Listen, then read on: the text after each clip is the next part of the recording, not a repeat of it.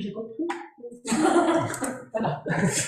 Une évidence qui est la centralité de la science dans nos sociétés dites de la connaissance. Alors c'est pas nouveau, hein, vous voyez là on est en 1945, c'est Vannevar Bush, donc qui était à l'époque le conseiller scientifique de Roosevelt, et qui a écrit ce très beau traité de politique scientifique, Science Beyond the Frontier, où il réaffirme, Roosevelt lui demande la guerre est finie, le projet Manhattan est fini. Qu'est-ce qu'on fait de l'argent public?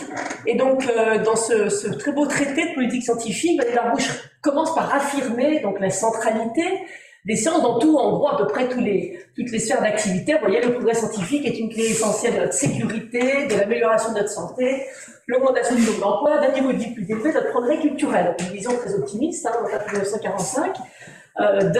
Du rôle de la science dans la société. Alors, on n'en a pas changé de régime, c'est plus vrai que jamais, en tout cas pour ce qui concerne la centralité de la science, hein, avec peut-être une accélération entre ce qui se passe dans un laboratoire et la façon dont ça impacte la vie quotidienne de chacun d'entre nous, et celui qu'on pense à ce qui se passe dans un laboratoire d'intelligence artificielle, par exemple.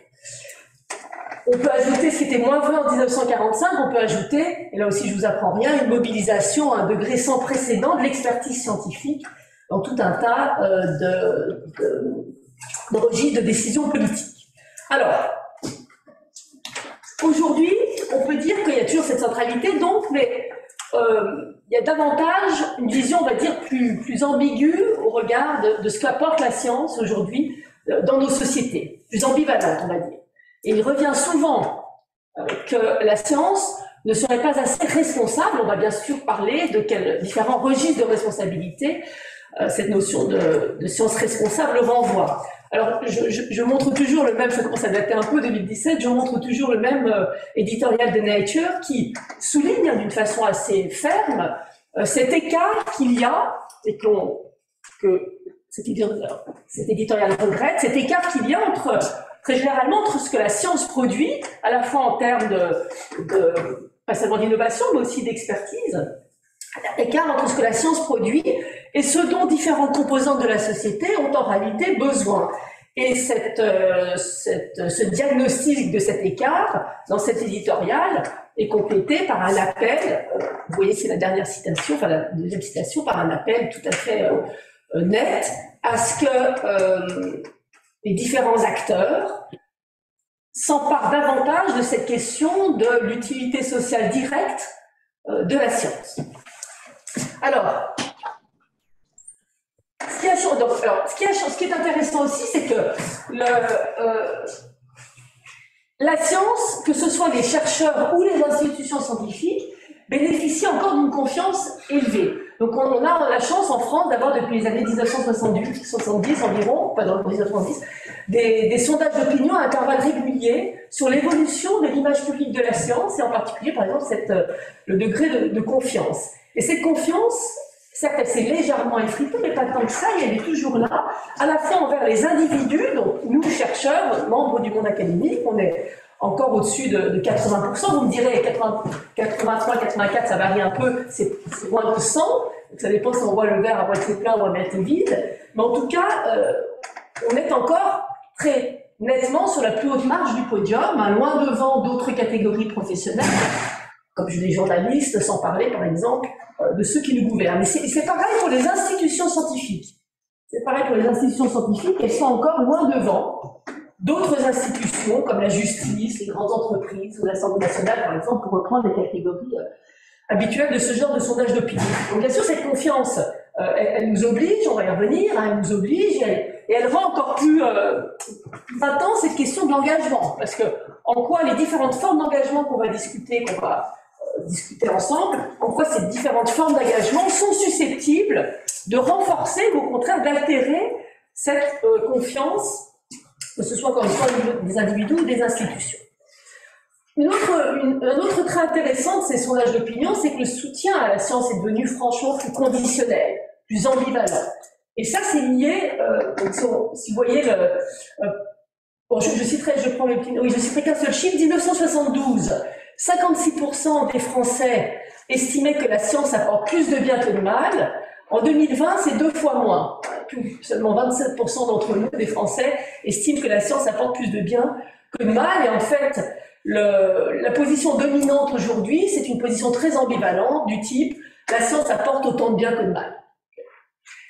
Donc ça, bon, c'est pas très surprenant quand on y pense, hein, étant donné cette centralité de la science dans nos vies quotidiennes, par laquelle j'ai commencé, on est affecté par ce qui se passe dans les labos à des degrés sans précédent, et on est dans des sociétés pluralistes du point de vue des valeurs, donc on n'a pas tous les mêmes envies en matière de développement d'intelligence artificielle ou d'intervention sur le génome, etc. Donc en soi, c'est pas surprenant cette ambivalence croissante, étant donné, encore une fois, cette pénétration sans précédent de la science dans nos vies quotidiennes. Alors, en tout cas, on voit qu'il y a une demande accrue de responsabilité de ce qu'on appelle de plus en plus cette notion, hein, fourre-tout de science responsable, sur laquelle on va un petit peu discuter. Alors, juste le plan de mon exposé. Donc, je vais commencer par quelques distinctions, un peu la différence entre impartialité, neutralité, que veut dire responsable, et différents régimes de responsabilité. Et puis, l'idée, ce sera vraiment de voir comment différentes, ce sera la dernière partie, comment différentes formes d'engagement on peut envisager sont susceptibles de entrer en tension ou pas avec des attentes en termes d'impartialité et de neutralité. Puisqu'on voit bien que plus il y aura tension entre des attentes en termes d'impartialité et de neutralité, plus on va pouvoir s'interroger sur l'effet que ces engagements a sur la place de la science, la confiance, la légitimité, etc. Donc ça, c'est quelques distinctions. Après, donc là, je vais vraiment mettre ma casquette la philosophe des sciences pour vous dire quelques mots de la façon dont ces notions d'impartialité et de neutralité sont abordées aujourd'hui en philosophie des sciences, avec un biais très net du côté de la philosophie des sciences analytiques anglo-saxonne, et avec toujours ce souci de voir dans quelle mesure, enfin pas toujours, avec le souci de voir dans quelle mesure ces notions peuvent être remises en question sans que ça remette en question la légitimité de la science et sa position épistémique privilégiée. Donc, je vais essayer de garder ce fil dans les discussions. Alors, commençons par une distinction très courante en philosophie des sciences, mais qu'on ne retrouve pas vraiment dans le langage ordinaire. Enfin, j'ai ouvert un dictionnaire là, avant de dire pour voir comment était définie neutralité. Effectivement, on donne dans le dictionnaire neutralité comme synonyme d'impartialité. En fait, là, on va vraiment faire une distinction qui est très courante dans les analyses des sciences aujourd'hui et qui, vous allez voir, est utile pour la suite. Donc, quand on parle d'impartialité, en fait, on fait référence, en philosophie des sciences, on fait référence on est sur le registre des raisons pour lesquelles on est amené à accepter un résultat ou une hypothèse. Et là, dire que on accepte un résultat, une hypothèse, on préfère un modèle plutôt qu'un autre, enfin tout le spectre des activités de recherche. Donc on va dire que les décisions que l'on peut prendre dans ce processus de choix, de construction et de choix, eh bien ces décisions sont impartiales dans la mesure où elles ne sont pas influencées par des valeurs qu'on dit non épistémiques, c'est-à-dire des valeurs politiques, vos préférences politiques, idéologiques, personnelles de tout genre, donc qui appartiennent à une communauté particulière. Donc ça, c'est la notion d'impartialité. La notion de neutralité, elle est différente, puisque la notion de neutralité, elle renvoie aux implications, aux conséquences des choix que l'on fait dans l'enquête scientifique que l'on mène. Par exemple, quand acceptation d'une hypothèse, mais aussi, je vais revenir un peu plus en détail, quand on privilégie, alors je dis le on pour le moment, parce que là c'est la boîte noire, on, est-ce que c'est le niveau individuel, est-ce que c'est le niveau collectif, est-ce que c'est encore nous qui sommes aux manettes des choix de sujets de recherche. Pour le moment, je laisse le on extrait à déterminer. Donc là, quand on préfère, quand on accepte une hypothèse, quand on développe tel modèle plutôt que tel autre, quand on choisit un sujet de recherche, on va dire que c'est neutre si ce choix-là, cette décision-là, n'a pas de conséquences hors de la sphère académique, hors de la sphère épistémique. Donc, autrement dit, on va y revenir assez longuement, il y a une dissociation entre la production de connaissances scientifiques, qui, elle, n'est pas susceptible d'être évaluée moralement ou politiquement, et puis la question des usages, de l'impact de ces connaissances, qui peut faire l'objet, bien sûr, d'une évaluation morale et politique. Et donc, toute la question de la neutralité, c'est de savoir est-ce que cette dissociation, elle est tenable? Est-ce qu'on peut la considérer comme tenable? Et donc, juste pour éclairer cette distinction d'impartialité et neutralité, hein, si on pense aux décisions de justice, on attend bien sûr la décision d'un juge qu'elle soit impartiale, c'est-à-dire qu'on ne veut pas que les préférences individuelles du juge impactent son verdict, mais pour autant, évidemment, cette décision, elle n'est pas neutre, hein, puisqu'elle a, en général, de fortes conséquences, elle peut avoir de fortes conséquences sur différents acteurs. Alors, avec cette distinction, donc ça, c'est la première distinction que je voulais faire en ouverture. Alors après, voilà, je vais parler d'autonomie, et juste pour planter le décor, quelques distinctions aussi, et on ne va pas parler de toutes ces formes d'autonomie, bien sûr. Hein. Quand on parle d'autonomie de la recherche, on peut distinguer au moins 4 grands registres de considération, et qui appellent, encore une fois, des arguments différents et des enjeux différents. Donc, quelque chose dont on parle quasiment jamais en France, ça c'est lié à notre droit, là je suis un peu loin de mes compétences, c'est les droits civiques et politiques. Un droit à la recherche, c'est beaucoup plus développé dans le monde anglo-saxon, c'est quasiment absent. Ne me demandez pas exactement pourquoi, c'est quasiment absent des considérations en France sur l'autonomie. Ça renvoie l'autonomie aussi à la notion à laquelle nous sommes, et à juste titre, très attachés, d'autorégulation, hein, d'autogouvernance. Le monde scientifique est un monde professionnel encore, dans une certaine mesure, auto-administré, auto-gouverné, si on le compare à d'autres sphères professionnelles, puisque le entre pairs reste une règle tout à fait centrale dans la façon dont nous fonctionnons les communautés scientifiques. L'autonomie, ça peut aussi vouloir renvoyer à la notion d'indépendance, hein, et là, on va dire, on va attendre, et à juste titre, que la science soit autonome au sens d'indépendance, c'est-à-dire qu'il n'y ait pas d'interférence de pouvoir extérieur, quel qu'il soit politique, mais pas seulement, hein, de groupes d'intérêt, tout ce qu'on veut dire. Donc pas d'interférence de pouvoir extérieur sur la conduite d'une enquête scientifique et sur les résultats de cette enquête scientifique. Et là, la figure repoussoire, hein, qu'on prend toujours, c'est Lysenko, donc le biologiste soviétique, donc qui a complètement subordonné la biologie à l'idéologie dominante sous Staline dans ce contexte-là. Donc là, c'est typiquement une interférence d'idéologie de pouvoir politique directe et profonde, radicale sur le développement d'un champ scientifique. Et puis, quelque chose qui va aussi donc, je vais quasiment pas parler des trois, enfin non, si je vais un peu parler des 2 dernières en dessous. Et puis, un point important aussi, c'est la question de la liberté de choisir ses sujets de recherche. Pas tellement au niveau individuel, étant donné la structure collective, mais au niveau, au regard d'autres acteurs de la société qui auraient des choses à dire sur les priorités de la recherche. Alors, donc voilà pour l'autonomie, juste ces précisions. Dans le même registre, quelques précisions sur, cette fois, cette notion un peu fourre-tout de recherche responsable. Donc, il me semble, sans grande originalité, qu'il est utile de distinguer au moins 3 registres de responsabilité. Éthique de la recherche, intégrité déontologique, je mets ensemble, et puis quelque chose qui va nous occuper principalement dans le reste de cette petite présentation, c'est la responsabilité politique vis-à-vis d'autres composantes de la société, dont je vais parler plus en détail tout à l'heure. Alors c'est vrai qu'il y a une immense littérature sur les liens entre intégrité, éthique, déontologie, etc. Alors là, pour le coup, si on laisse tomber les problèmes de concept et d'objets, ce qu'on peut dire, c'est que déjà, c'est pas les mêmes acteurs.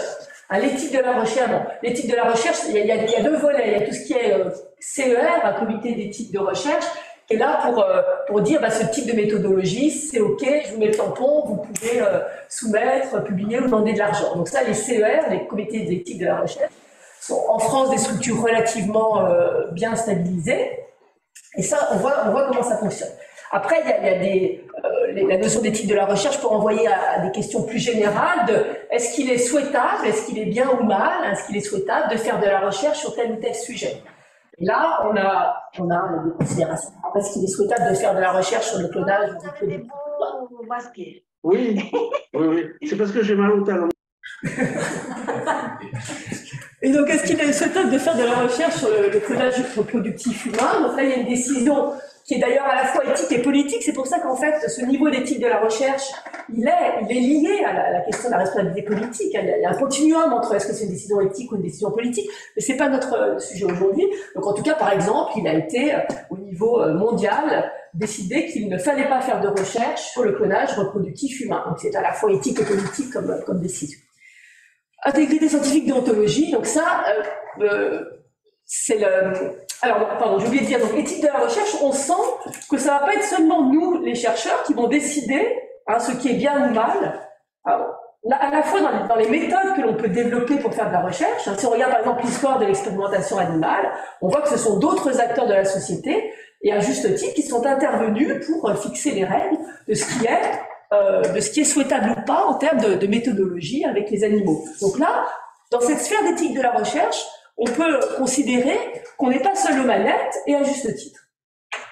La question intégrité scientifique, déontologie, ça marche moins. La question d'intégrité scientifique, je ne vais pas en parler trop, mais on peut considérer que les normes, les standards de bonne pratique sont des choses qui sont davantage bottom-up, c'est-à-dire qui émergent des communautés scientifiques elles-mêmes. C'est-à-dire qu'on est moins prêt à ce que d'autres acteurs viennent nous dire comment est-ce qu'il faut se comporter quand on présente une image, etc., ou comment on doit régler nos problèmes d'autorship, etc. Donc là, on sent que dans la sphère d'intégrité scientifique, et c'est le cas quand on regarde les acteurs, ce sont les normes, les standards sont définis de façon plus interne. Et puis après, donc le troisième registre, responsabilité politique vis-à-vis d'autres composantes de la société, ça je vais en parler assez longuement, et c'est surtout de cela d'ailleurs dont je vais parler. Et puis, un autre registre de responsabilité qui est sous-jacent en quelque sorte à la plupart de ces registres-là, c'est la responsabilité qu'on peut espérer conserver au maximum dans l'autogouvernance de la recherche. Et ça, je vais y revenir. Et un certain nombre de responsabilités politiques sont liées à notre capacité, vous allez le voir, liées à notre capacité de rester aux manettes dans la gouvernance de la recherche. Et ça, j'y reviendrai tout à l'heure.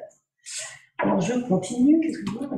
Ok, alors, un mot sur... Donc, maintenant, je rentre dans le vif du sujet, en quelque sorte, après ces quelques distinctions.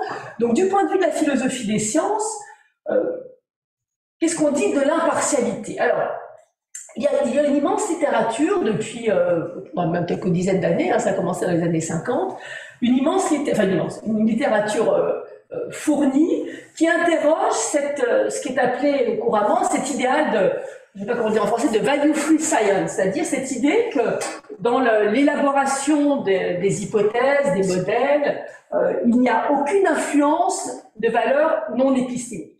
Donc ça, c'est cet idéal de value-free science a été largement remis en question depuis assez longtemps, mais ce qu'il faut bien voir, alors, pendant la discussion, je pourrais vous en dire plus si vous voulez, mais le point important pour la suite du propos, c'est que du point de vue de la philosophie des sciences, cette remise en question de cet idéal d'une science qui serait complètement imperméable à toute influence de valeurs non épistémiques, de valeurs politiques, culturelles, etc., ne résiste pas ni à l'examen épistémologique, ni à l'examen historique.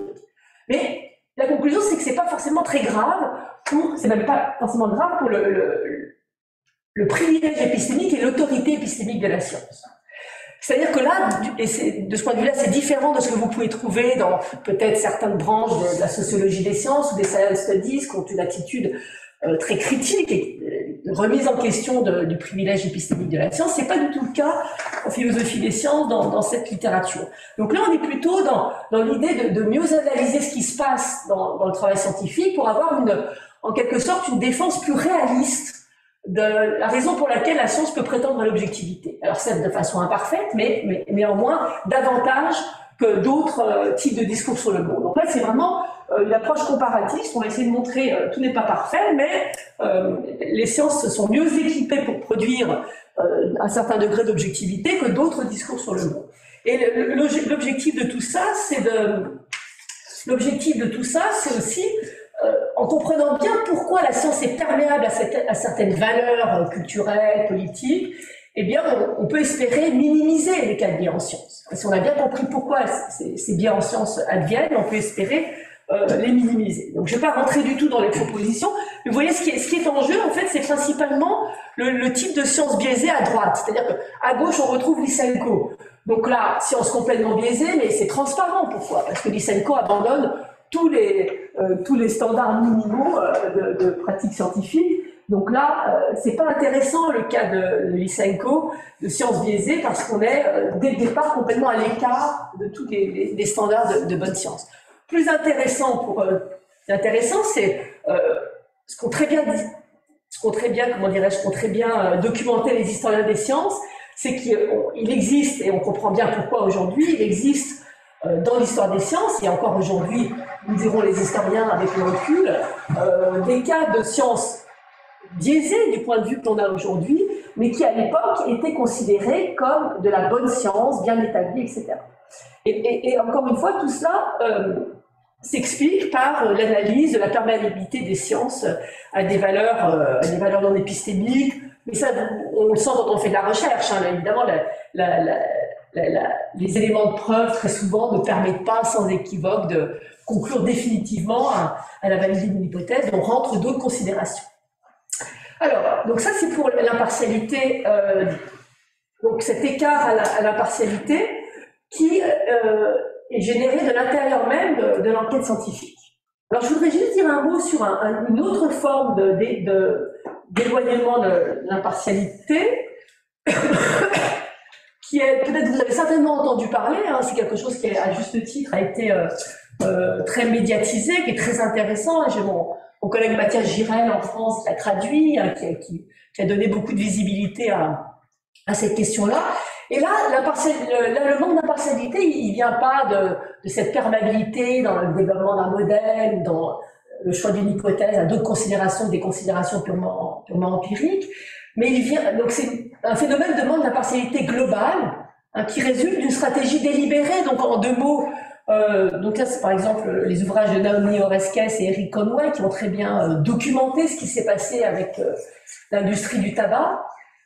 Donc en deux mots, hein, c'est que l'industrie du tabac a fortement financé certains domaines. Par exemple, on a mis beaucoup d'argent pour étudier d'éventuels facteurs génétiques du cancer du poumon.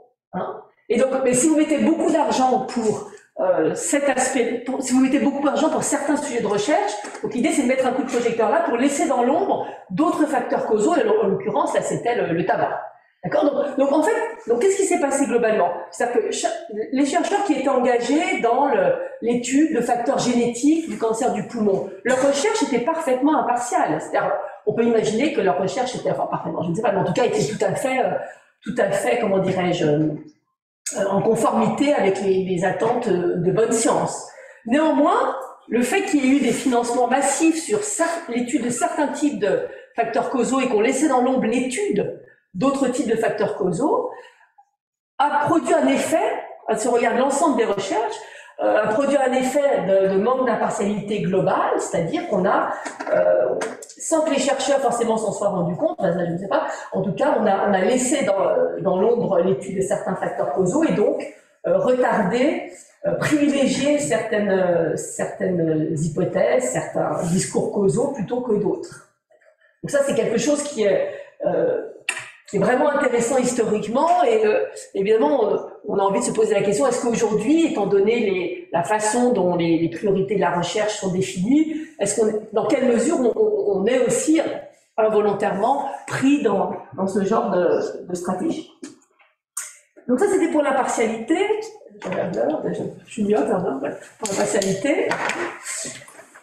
Maintenant je vais vous parler donc de neutralité, hein, avec la distinction que j'ai faite tout à l'heure. Donc là, en philosophie des sciences, la question de la neutralité est souvent abordée sous la forme du rejet, hein, du mythe de la pureté de la science.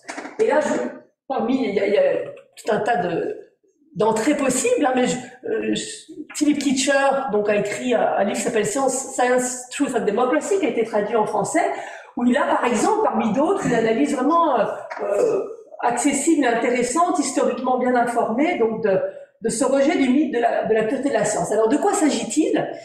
En fait, j'ai repris à cet ouvrage cette citation de Tom Lehrer, qui est un mathématicien, un chansonnier, et qui résume très bien, moi je trouve, cet enjeu du mythe de la pureté de la science. Donc, vous voyez, alors je ne vais pas chanter, hein, je vous laisse aller voir sur Internet la chanson. When the rockets go up, who cares when they come down? That's not my department, says Werner von Braun. Et Werner von Braun, c'était cet ingénieur allemand, hein, qui a joué un rôle tout à fait majeur pendant la guerre pour le développement. Alors, je ne sais plus quel type de missiles, je crois que c'est les V2, les V2, voilà. Donc voilà, donc là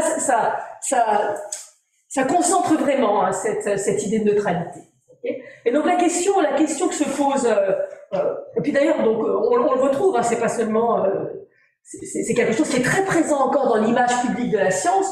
Donc là, j'ai pris une citation d'un prix Nobel en 2011. Donc vous voyez, je vous laisse lire. Hein. Donc là, vous voyez, hein, c'est ce que je disais tout à l'heure, c'est que ce mythe de la pureté de la science se repose sur cette dissociation entre le fait de produire des connaissances et puis la question des usages et des usages qui sont faits de ces connaissances produites. Et donc vous voyez, la science est neutre parce que justement, on met en avant cette dissociation entre ces deux phases de l'activité scientifique. Alors, ce mythe de la pureté de la science, on le retrouve par exemple, bon là vous avez une version un petit peu plus longue, une énonciation un peu plus longue de ce mythe de la pureté de la science. Donc c'est Philippe Teacher, c'est l'ouvrage que j'ai cité tout à l'heure. Donc je vous laisse lire.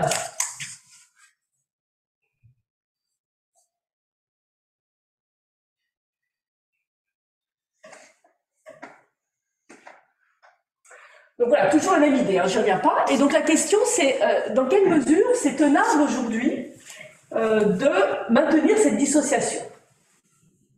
Donc de maintenir cette idée de neutralité de la science. Alors, je m'appuie toujours sur cet ouvrage de Kitcher, hein, même s'il y a plein d'autres ressources en philosophie des sciences. Là, je ne sais pas si on voit quelque chose par contre. J'aurais dû mieux le...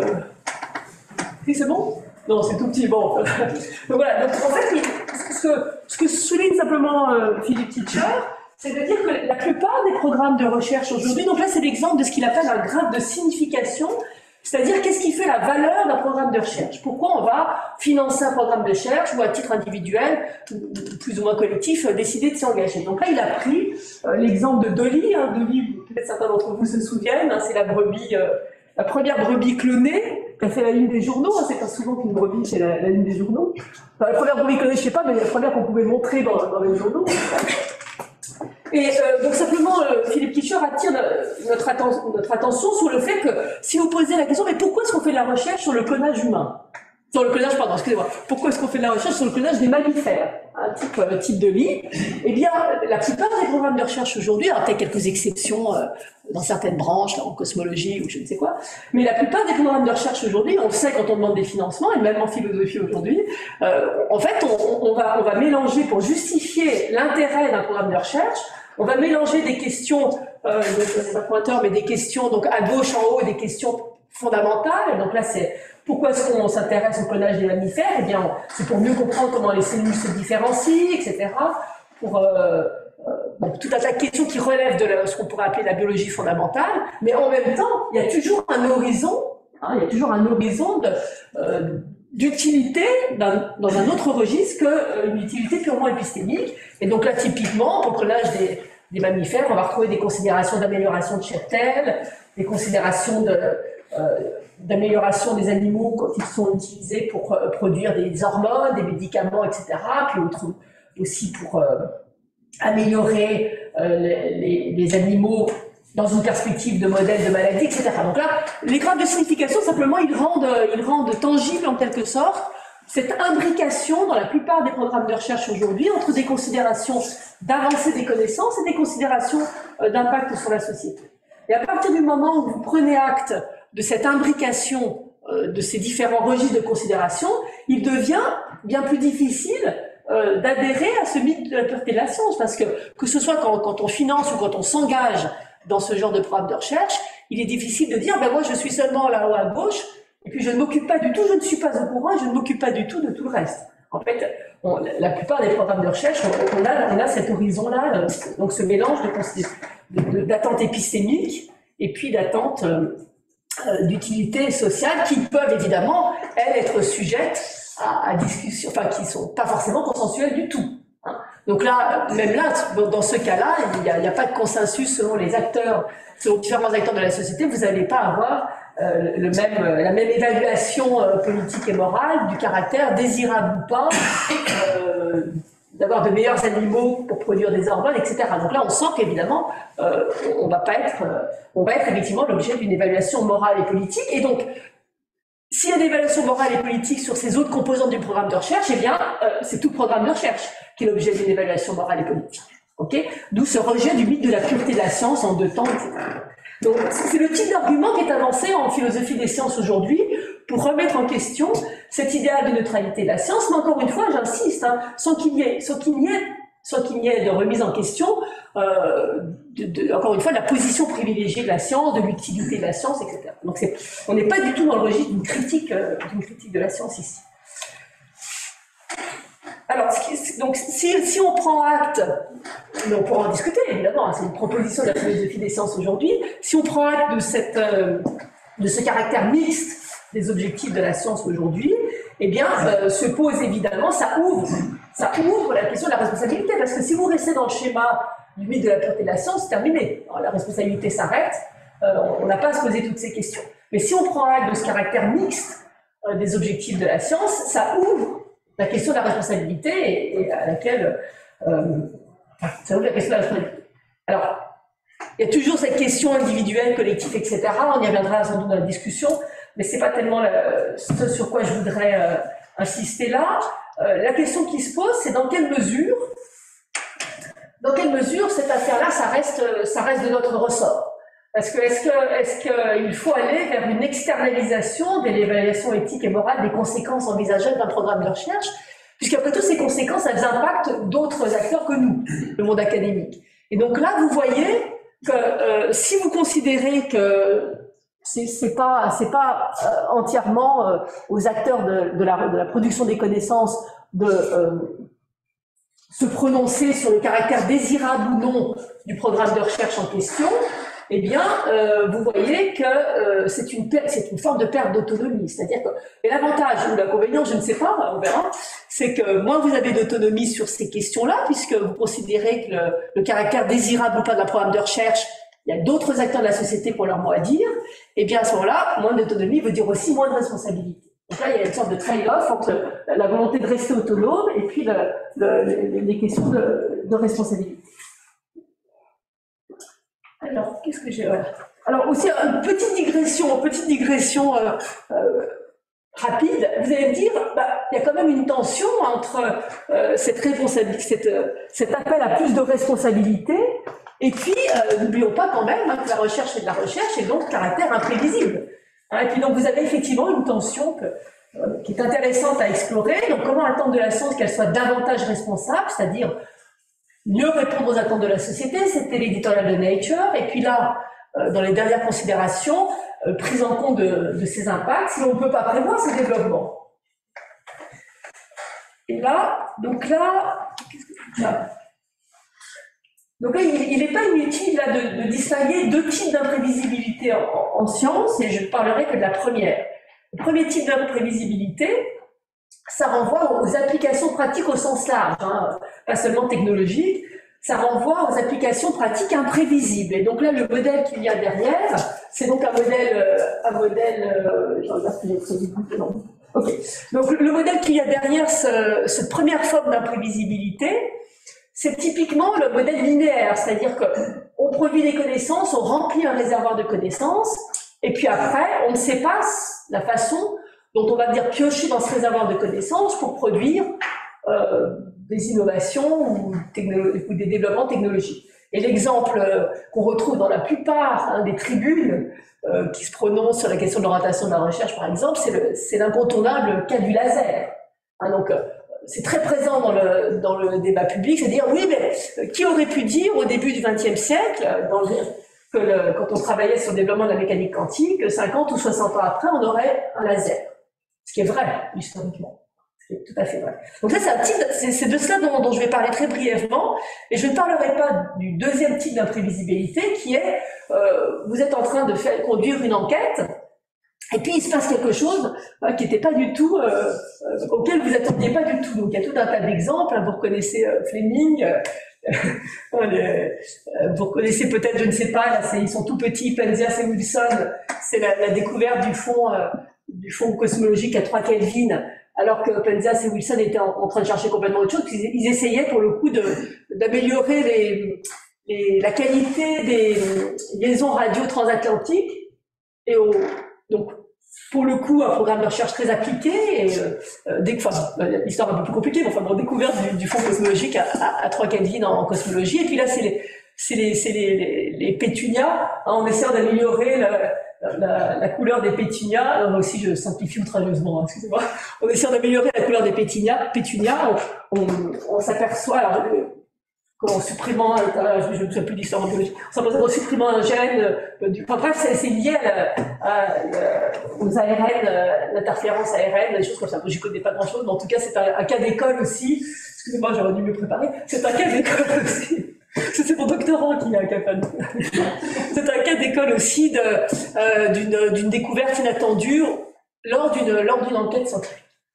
Alors pour le premier type d'imprévisibilité, je voulais juste partager avec vous quelques interrogations, mais c'est vraiment partager quelques interrogations. C'est de se dire, est-ce qu'il faut encore aujourd'hui valoriser ce type, ou en tout cas, qu'est-ce que ça veut dire de continuer aujourd'hui à valoriser ce premier type d'imprévisibilité?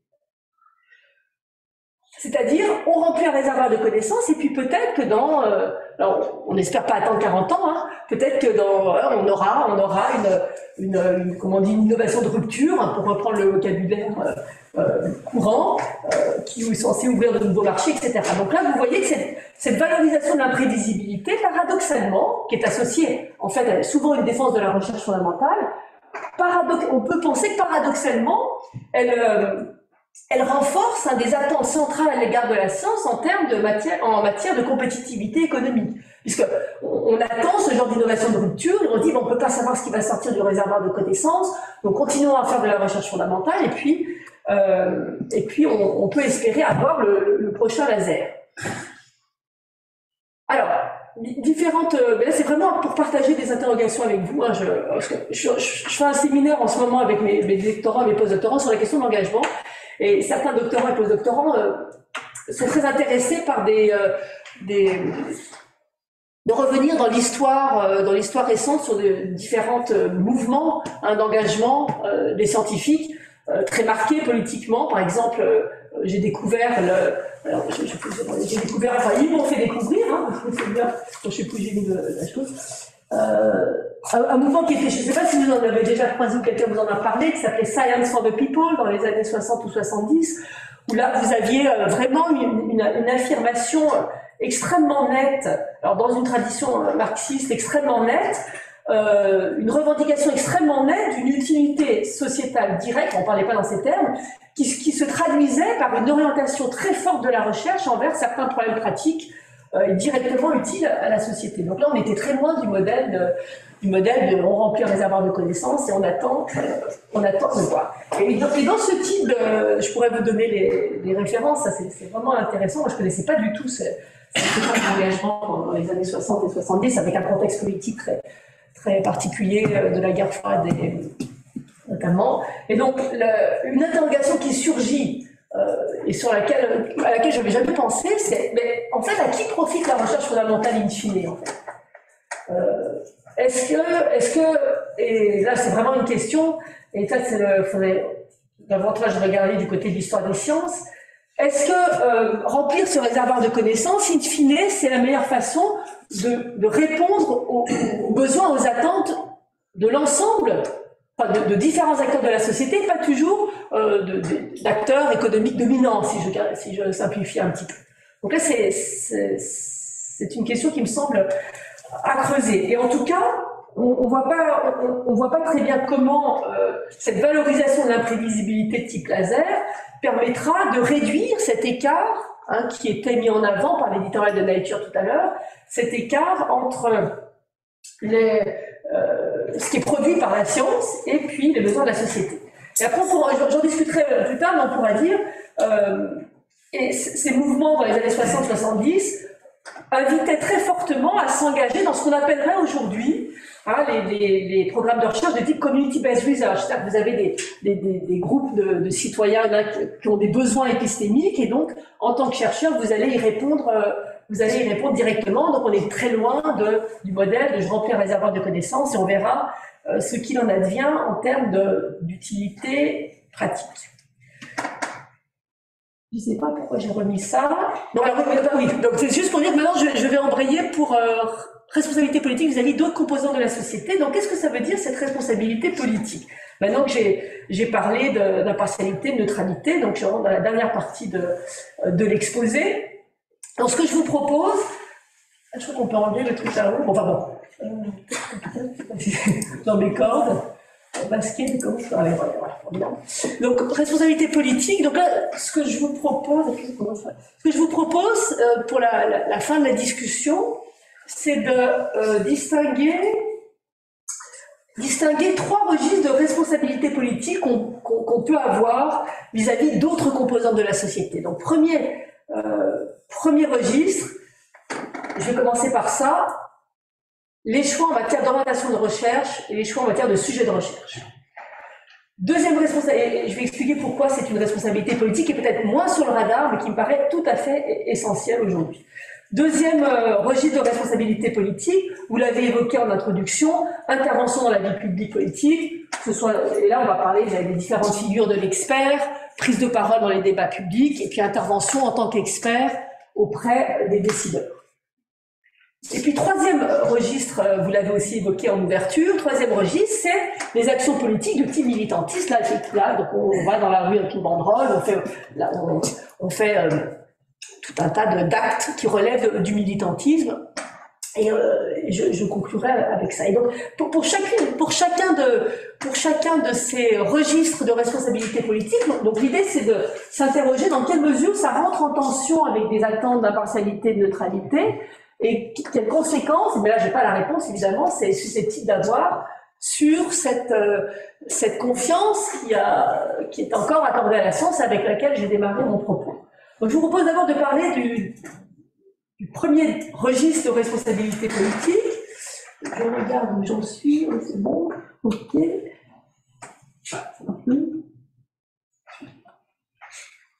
faut cliquer dessus. Il faut sortir de... Ah, j'ai voulu toucher, voilà. Je sors ça, voilà, là ça marche. Ah.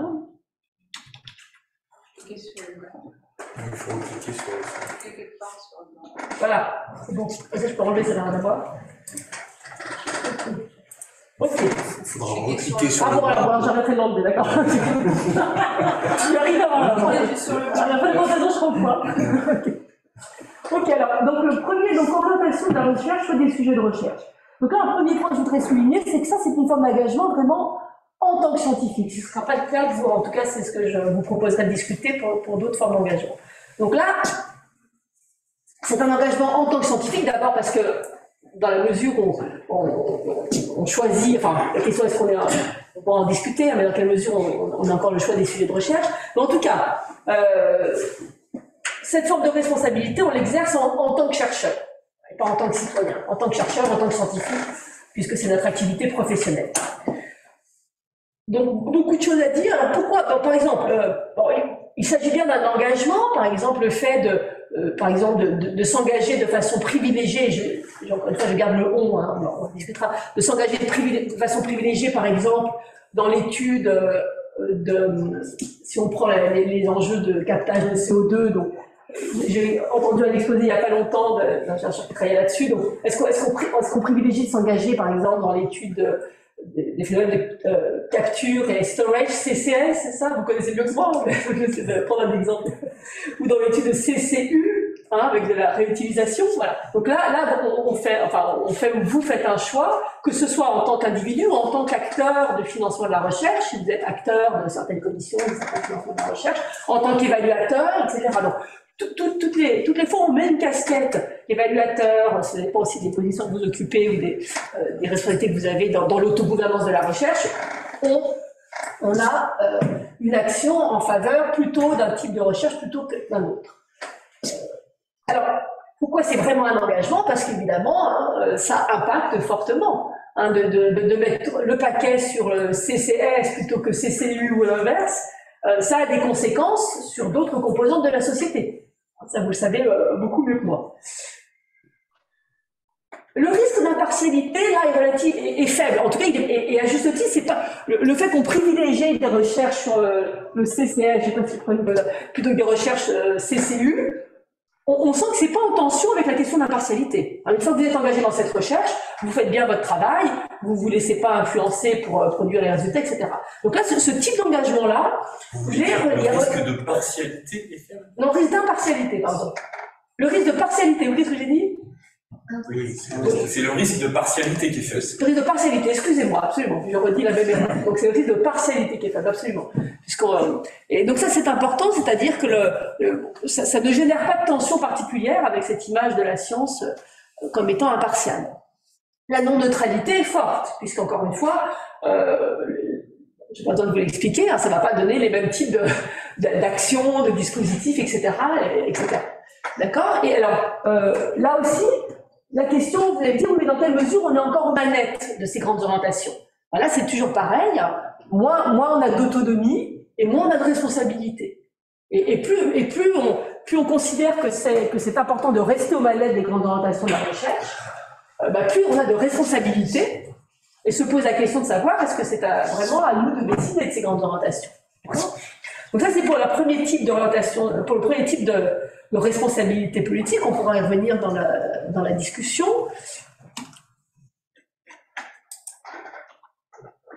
Non, alors, toujours sur ce premier type de responsabilité, c'est par exemple quelque chose qui est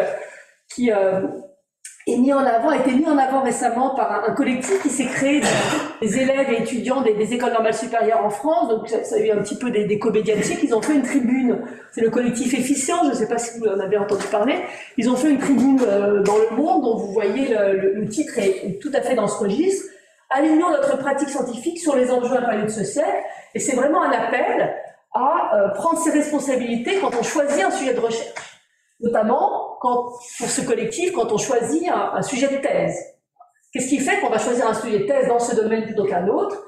Et il y a vraiment une réflexion, une prise de position de ce collectif assez forte en disant il faut prendre en compte l'impact envisagé du type de recherche dans lequel on s'engage lors d'une thèse. Donc là, on est dans ce registre-là. Alors, rapidement, quels sont les obstacles à ce type d'engagement, c'est-à-dire à privilégier certains sujets de recherche plutôt que d'autres? À la lumière des engagements politiques que vous pouvez avoir sous-jacent à votre travail de chercheur, qui est de dire moi je me préoccupe de tel ou tel sujet. Donc là c'est essentiellement les questions climatiques qui sont à l'origine de ce collectif Efficience. Donc je me préoccupe de tels problèmes que rencontre la société, et donc j'aligne mes choix de sujets de recherche sur mes préoccupations politiques. Donc là c'est un alignement du travail scientifique sur sa préoccupation politique. Évidemment, si vous ne vous préoccupez pas du tout politiquement de tel ou tel problème, la question ne se pose pas. Alors, quel obstacle à ce type d'engagement? Je voulais juste souligner ce qui me paraît un obstacle majeur, c'est que les systèmes d'incitation et d'évaluation de la recherche sont un peu en tension avec ce choix-là. C'est-à-dire que bon, alors je vous laisse lire cette citation de Daniel Sarevitz, qui a d'abord travaillé en géosciences et puis qui après s'est beaucoup occupé de politique scientifique. Je ne sais pas si vous avez déjà eu l'occasion de croiser ses travaux. Donc en fait, je vous laisse lire la citation.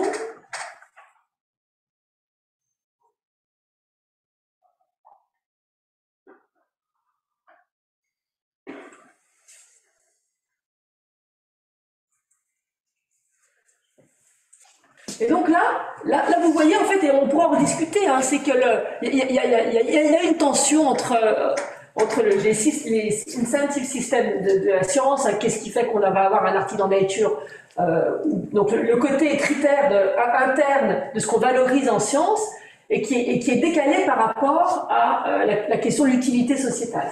D'accord ?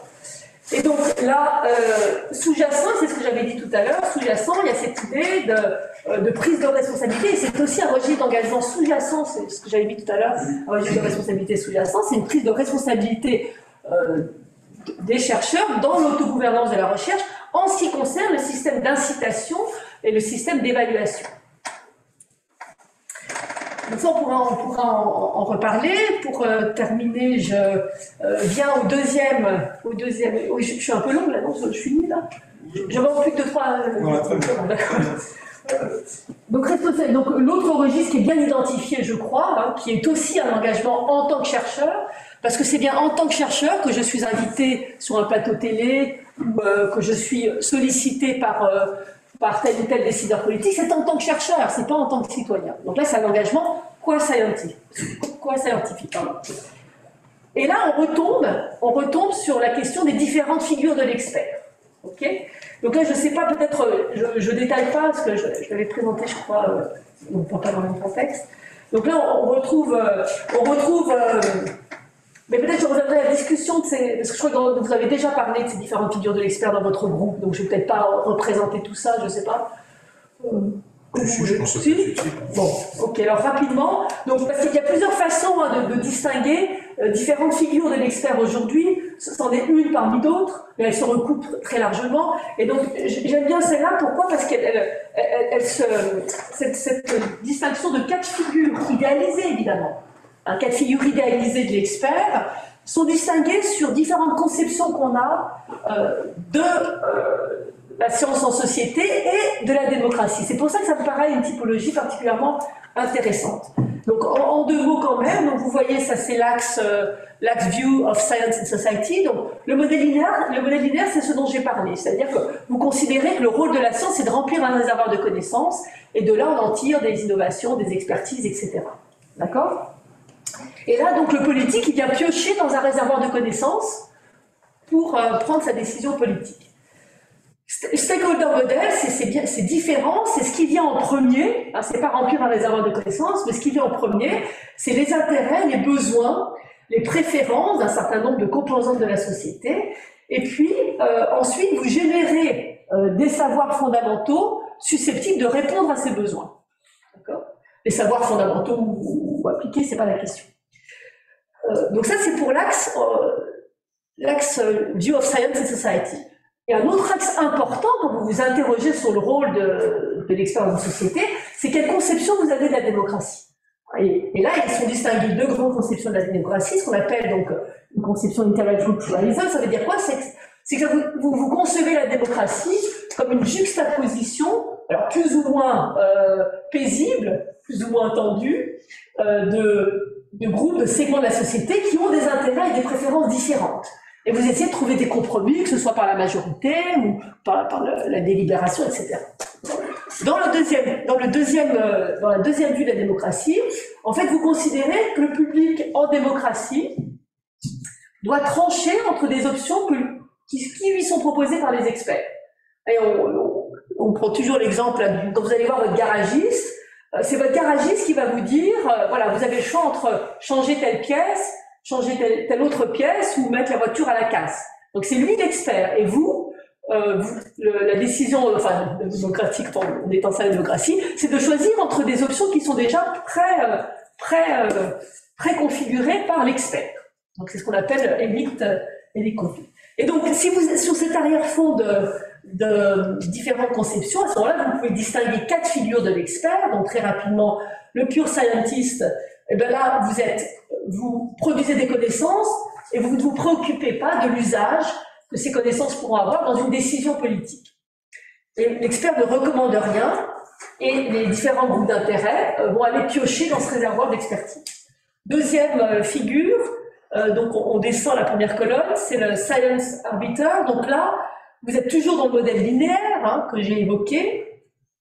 Et là, c'est comme le pure scientist, vous vous tenez à distance de la décision politique, c'est-à-dire que vous siégez certes dans des panels, etc., mais vous vous contentez de répondre aux questions que les décideurs politiques vous posent. Et vous ne vous engagez pas directement dans des groupes d'intérêt. Et si conflit il y a, c'est des conflits entre décideurs, pas entre experts. Troisième forme, c'est le science advocate, qui est sans doute la forme la plus répandue aujourd'hui d'expertise, même si elle ne se présente pas toujours comme telle. Donc là, vous mobilisez votre savoir pour soutenir une ligne d'action. Par exemple, vous faites de la recherche sur la biodiversité, c'est en général, je crois, pour œuvrer à la préservation de la biodiversité. Donc là, vous générez un savoir avec à l'horizon une ligne d'action politique, préservation de la biodiversité. Et donc vous prenez en compte l'horizon, l'impact est toujours déjà là. Donc ça, c'est quand on pense effectivement aux travaux, moi j'ai donné un exemple, ou dans votre domaine aussi, on pourra en discuter, beaucoup de travaux d'expertise sont dans cette case-là. Et puis vous avez une dernière case qui serait ce que Pilkel, l'auteur de cette typologie, appelle the honest broker, c'est que là, votre souci, c'est de rendre visible une variété d'alternatives aux décideurs politiques. Donc c'est donc différent donc vous voyez qu'on n'est plus dans la place du garagiste, vous rendez visible une variété d'alternatives aux décideurs politiques, comme le garagiste qui vous présente différentes conduites d'action possibles. Alors, pour cette figure du issue advocate, qui est très présente aujourd'hui, même si elle n'est pas forcément présentée comme telle, donc là, vous avez une non-neutralité assumée. C'est-à-dire que vous faites de la recherche sur la biodiversité parce que vous vous préoccupez de la préservation de la biodiversité. Et là, vous voyez que l'enjeu, c'est dans quelle mesure est-ce qu'on accentue la perception d'un risque de manque d'impartialité. Ça, c'est une question sociologique à laquelle j'ai pas de réponse. C'est-à-dire qu'il faudrait développer des travaux pour voir dans quelle mesure, quand on affiche cette forme de non-neutralité, on impacte la perception d'impartialité. Je sais pas, je pense que c'est une question, encore une fois, empirique qui mériterait d'être creusée davantage. Et puis, bien sûr, l'enjeu supplémentaire, c'est d'assurer un pluralisme de ce type d'engagement, c'est-à-dire que dans une démocratie qui fonctionne bien, il ne faut pas que toute l'expertise scientifique soit dans un seul type sous la forme issue advocate, que toute l'expertise scientifique soit alignée sur certains intérêts politiques. Donc on peut souhaiter, dans une démocratie qui fonctionne bien, que toutes les composantes de la société puissent bénéficier d'expertise scientifique à l'appui de leur programme. Et là, j'arrive vraiment à la fin, ça je passe, voilà, c'est ma dernière slide, ma dernière diapo, pardon. Donc, responsabilité vis-à-vis d'autres composantes de la société en termes d'action politique et de militantisme. Alors, là, oui, je vais prendre cet exemple, bon, franchement, ce que j'ai pris. Ok, donc là, c'est un engagement qui, à mon sens, mais on pourra en discuter, qui n'est pas un engagement scientifique, c'est un engagement citoyen. Pourquoi? Parce que dans cette forme-là, dans les formes précédentes d'engagement, vous aviez une position privilégiée en tant que chercheur. Soit parce que vous aviez davantage de connaissances, soit parce que vous pouviez choisir de développer tel ou tel sujet de recherche. Donc il y avait quelque chose, une position privilégiée, qui était privilégiée au sens de... Vous êtes un acteur privilégié par rapport à d'autres acteurs de la société. Là, action politique, militantisme, c'est avant tout un engagement citoyen et non scientifique. Et vous pouvez avoir un impact supérieur que le citoyen lambda, si j'ose dire, si ça existe. Vous pouvez espérer avoir un impact supérieur, mais pas tellement. Parce que vous avez une expertise scientifique particulière sur le sujet, et parce que vous avez, ça c'est une question sociologique, en tant que chercheur, on peut espérer qu'on a un capital social en quelque sorte, qu'on est davantage écouté. Souvenez-vous de cette confiance qu'on nous fait. On est davantage écouté parce qu'on est en tant que chercheur. Mais c'est pas directement lié, encore une fois, à votre position épistémique privilégiée, puisque les autres militants, les autres personnes qui vont prendre la parole, ou être avec vous sous la banderole, en s'avotant que vous, ou en tout cas, ils sont suffisamment informés pour entreprendre cette démarche militante. Et là, vous avez une perception forte d'un risque d'impartialité. Enfin, j'en sais rien, j'aurais dû mettre un point d'interrogation, c'est-à-dire qu'on peut intuitivement, et je ne sais pas si ça tient la route, penser effectivement qu'il y a là un impact fort sur l'image publique du chercheur. Mais encore une fois, c'est une question empirique ouverte, j'en sais rien.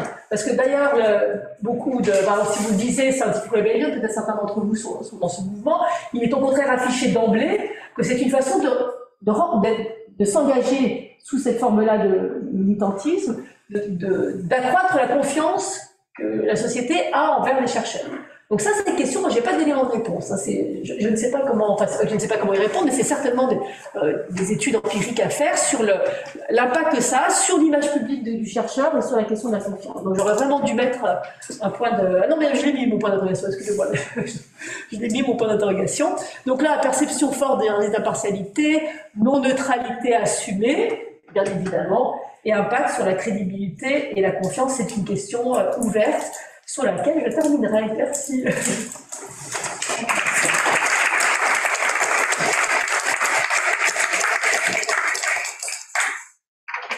beaucoup Stéphanie. Je pense qu'on va d'abord prendre des questions dans la salle. Non, je ne peux pas pourquoi. Éventuellement. Et ensuite, on ira vers la visio. Donc en visio, soit vous pouvez écrire votre question dans le chat, soit peut-être ce qui est mieux, c'est de lever la main pour intervenir oralement. Voilà, donc je me tourne vers la salle. Merci pour cet exposé très approfondi. Je pense qu'il résonne beaucoup dans nos engagements divers de scientifiques. Juan Casco. Merci pour le séminaire, c'était vraiment intéressant. Moi, j'ai du mal à comprendre ce dernier point. Donc, le fait qu'il n'y a pas un lien entre notre position en tant que chercheur ou chercheuse, c'est qu'on prend la parole dans une action politique ou de militantisme, parce que le capital social, à la fin, dérive quand même de l'entreprise. Oui, c'est vrai. C'est vrai, mais c'est vrai. En fait, c'est pas très élaboré, mais c'est vrai que le capital social dérive effectivement de votre position économique privilégiée. Néanmoins, il s'agit de capital social, c'est-à-dire que contrairement aux deux autres, en fait, c'est plus par contraste avec les deux autres formes d'engagement. Hein, quand vous êtes engagé dans la question des priorités de recherche, là, c'est pas en tant que citoyen lambda, c'est parce que vous êtes acteur. Enfin, on peut l'espérer, vous êtes acteur des choix des sujets de recherche, que ce soit à votre niveau individuel ou collectif. Donc il y a un lien direct, si vous voulez, entre voilà, c'est juste un lien direct entre votre activité professionnelle et le registre d'engagement. Alors que là, le lien, il est secondaire en quelque sorte. C'est parce qu'on vit dans des sociétés, et ça, c'est pas gagné, ça peut s'effriter, ou c'est peut-être moins qu'avant, très certainement moins qu'avant, ou un effet secondaire de cette position privilégiée épistémique, c'est que vous êtes plus écouté que d'autres. Mais là, je ne sais rien, en fait. Je ne sais pas, là.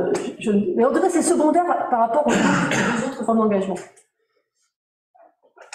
Oui, enfin, je sais pas si je... Non, bah, un peu par rapport à ça, et justement, ça prend de toi, c'est que, voilà, il se trouve qu'il y a quelques années, avec les Cyprien, on s'est engagé, et il en a été fait un film, sur quoi on ne s'attendait pas, et dans ce film, vous aviez dit texto, et c'est une phrase qui m'a marqué, parce que du coup, elle est dans un film, on a des discussions qui sont... Il dit texto, j'en peux plus en fait d'avoir ces deux casquettes et je ne suis plus de deux casquettes, je ne suis plus un citoyen scientifique.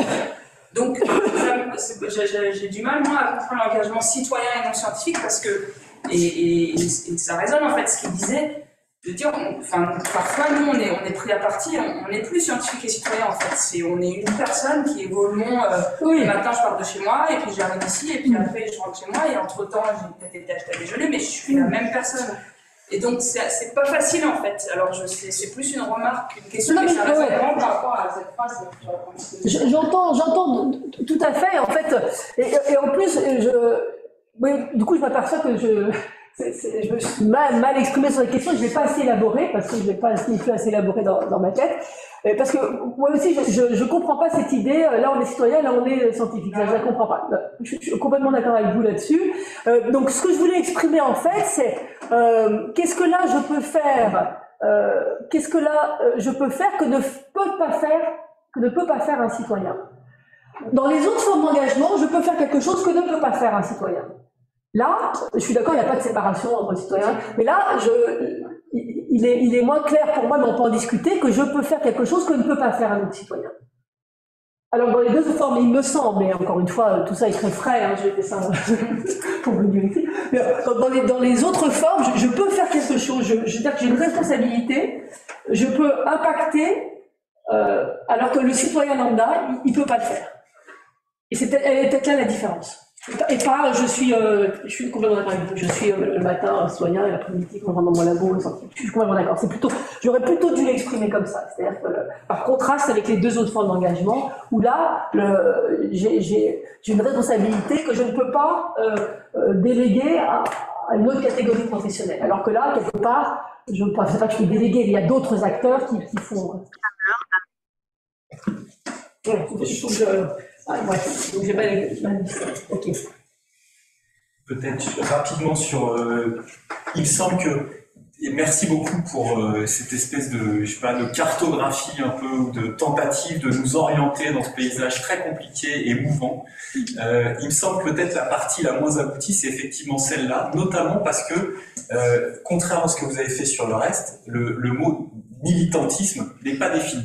Il n'a pas été défini, et il me semble que, juste pour revenir sur ce que tu disais Juliette, c'est que la question c'est de savoir est-ce que je peux, en tant que scientifique, m'engager dans des actions politiques dans lesquelles je cesse d'être scientifique. Je cesse d'être scientifique, c'est-à-dire que je fais passer une cause ou une certaine forme d'idéologie devant mon souci de peut-être l'intégrité et l'éthique scientifique, devant mon regard d'observateur. Et donc là, à mon avis, il y a des choses à fouiller. Moi, ce qui m'a le plus intéressé, c'est ce que vous avez pointé sur le manque d'impartialité globale. Ouais. Et j'aimerais peut-être vous soumettre une interrogation que je trouve pesante et qui me pose des problèmes de responsabilité. Et à d'autres aussi, c'est quelque chose en fait je pensais que vous en parleriez et vous en avez pas parlé. Il y a toute une discussion à bas bruit dans la communauté sur faut-il arrêter la recherche. Il y a un bouquin qui a été écrit là-dessus, qui reprend un discours d'Alexandre Grothendieck un peu ancien. Et il y a un fond de discussion là-dessus parce que il me semble qu'avec vos termes, je vais tenter de l'expliquer, ça m'est apparu un peu plus clairement, c'est que il y a un manque d'impartialité globale qui est lié à la promotion de solutions technoscientifiques à un désastre écologique en cours. Et que nous sommes nous-mêmes coproducteurs de ce manque d'impartialité globale. Ce qui veut dire qu'on boucle un peu le truc sur lui-même. On n'est plus dans une situation où le manque d'impartialité globale est quelque chose d'externe à la communauté scientifique contre lequel on pourrait se défendre, on pourrait lutter. Non, on en est co-producteur. On y participe. Voilà.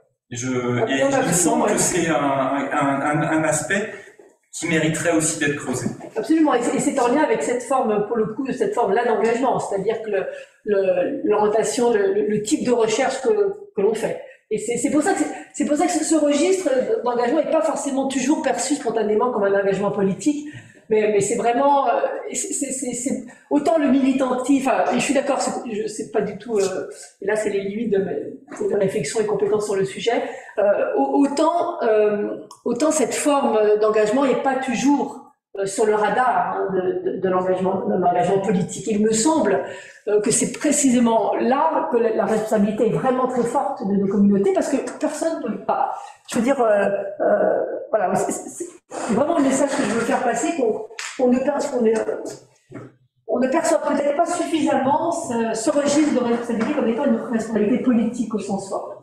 Alors que quand on s'engage dans le militantisme, je pense qu'on a conscience de ça. Et pour revenir, oui, c'est vrai que ce manque d'impartialité globale, c'est tout à fait intéressant ce que vous dites. Et pour ce qui est pour le militantisme, c'est vrai, je n'ai pas du tout élaboré, mais la question en fait que je me posais, c'est la question de la perception en fait par les autres acteurs de la société quand on s'engage. Il y a la question de nous quand on s'engage, quel impact ça a sur la façon dont on mène la recherche.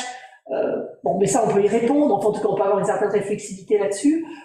Mais une question qui est une question empirique, c'est-à-dire quel impact ça a sur la perception et ça, encore une fois, je suis pas sûre qu'il y ait vraiment des études sociologiques qui regardent cet aspect-là particulier. Il y a beaucoup d'études sur la confiance, la perception, etc.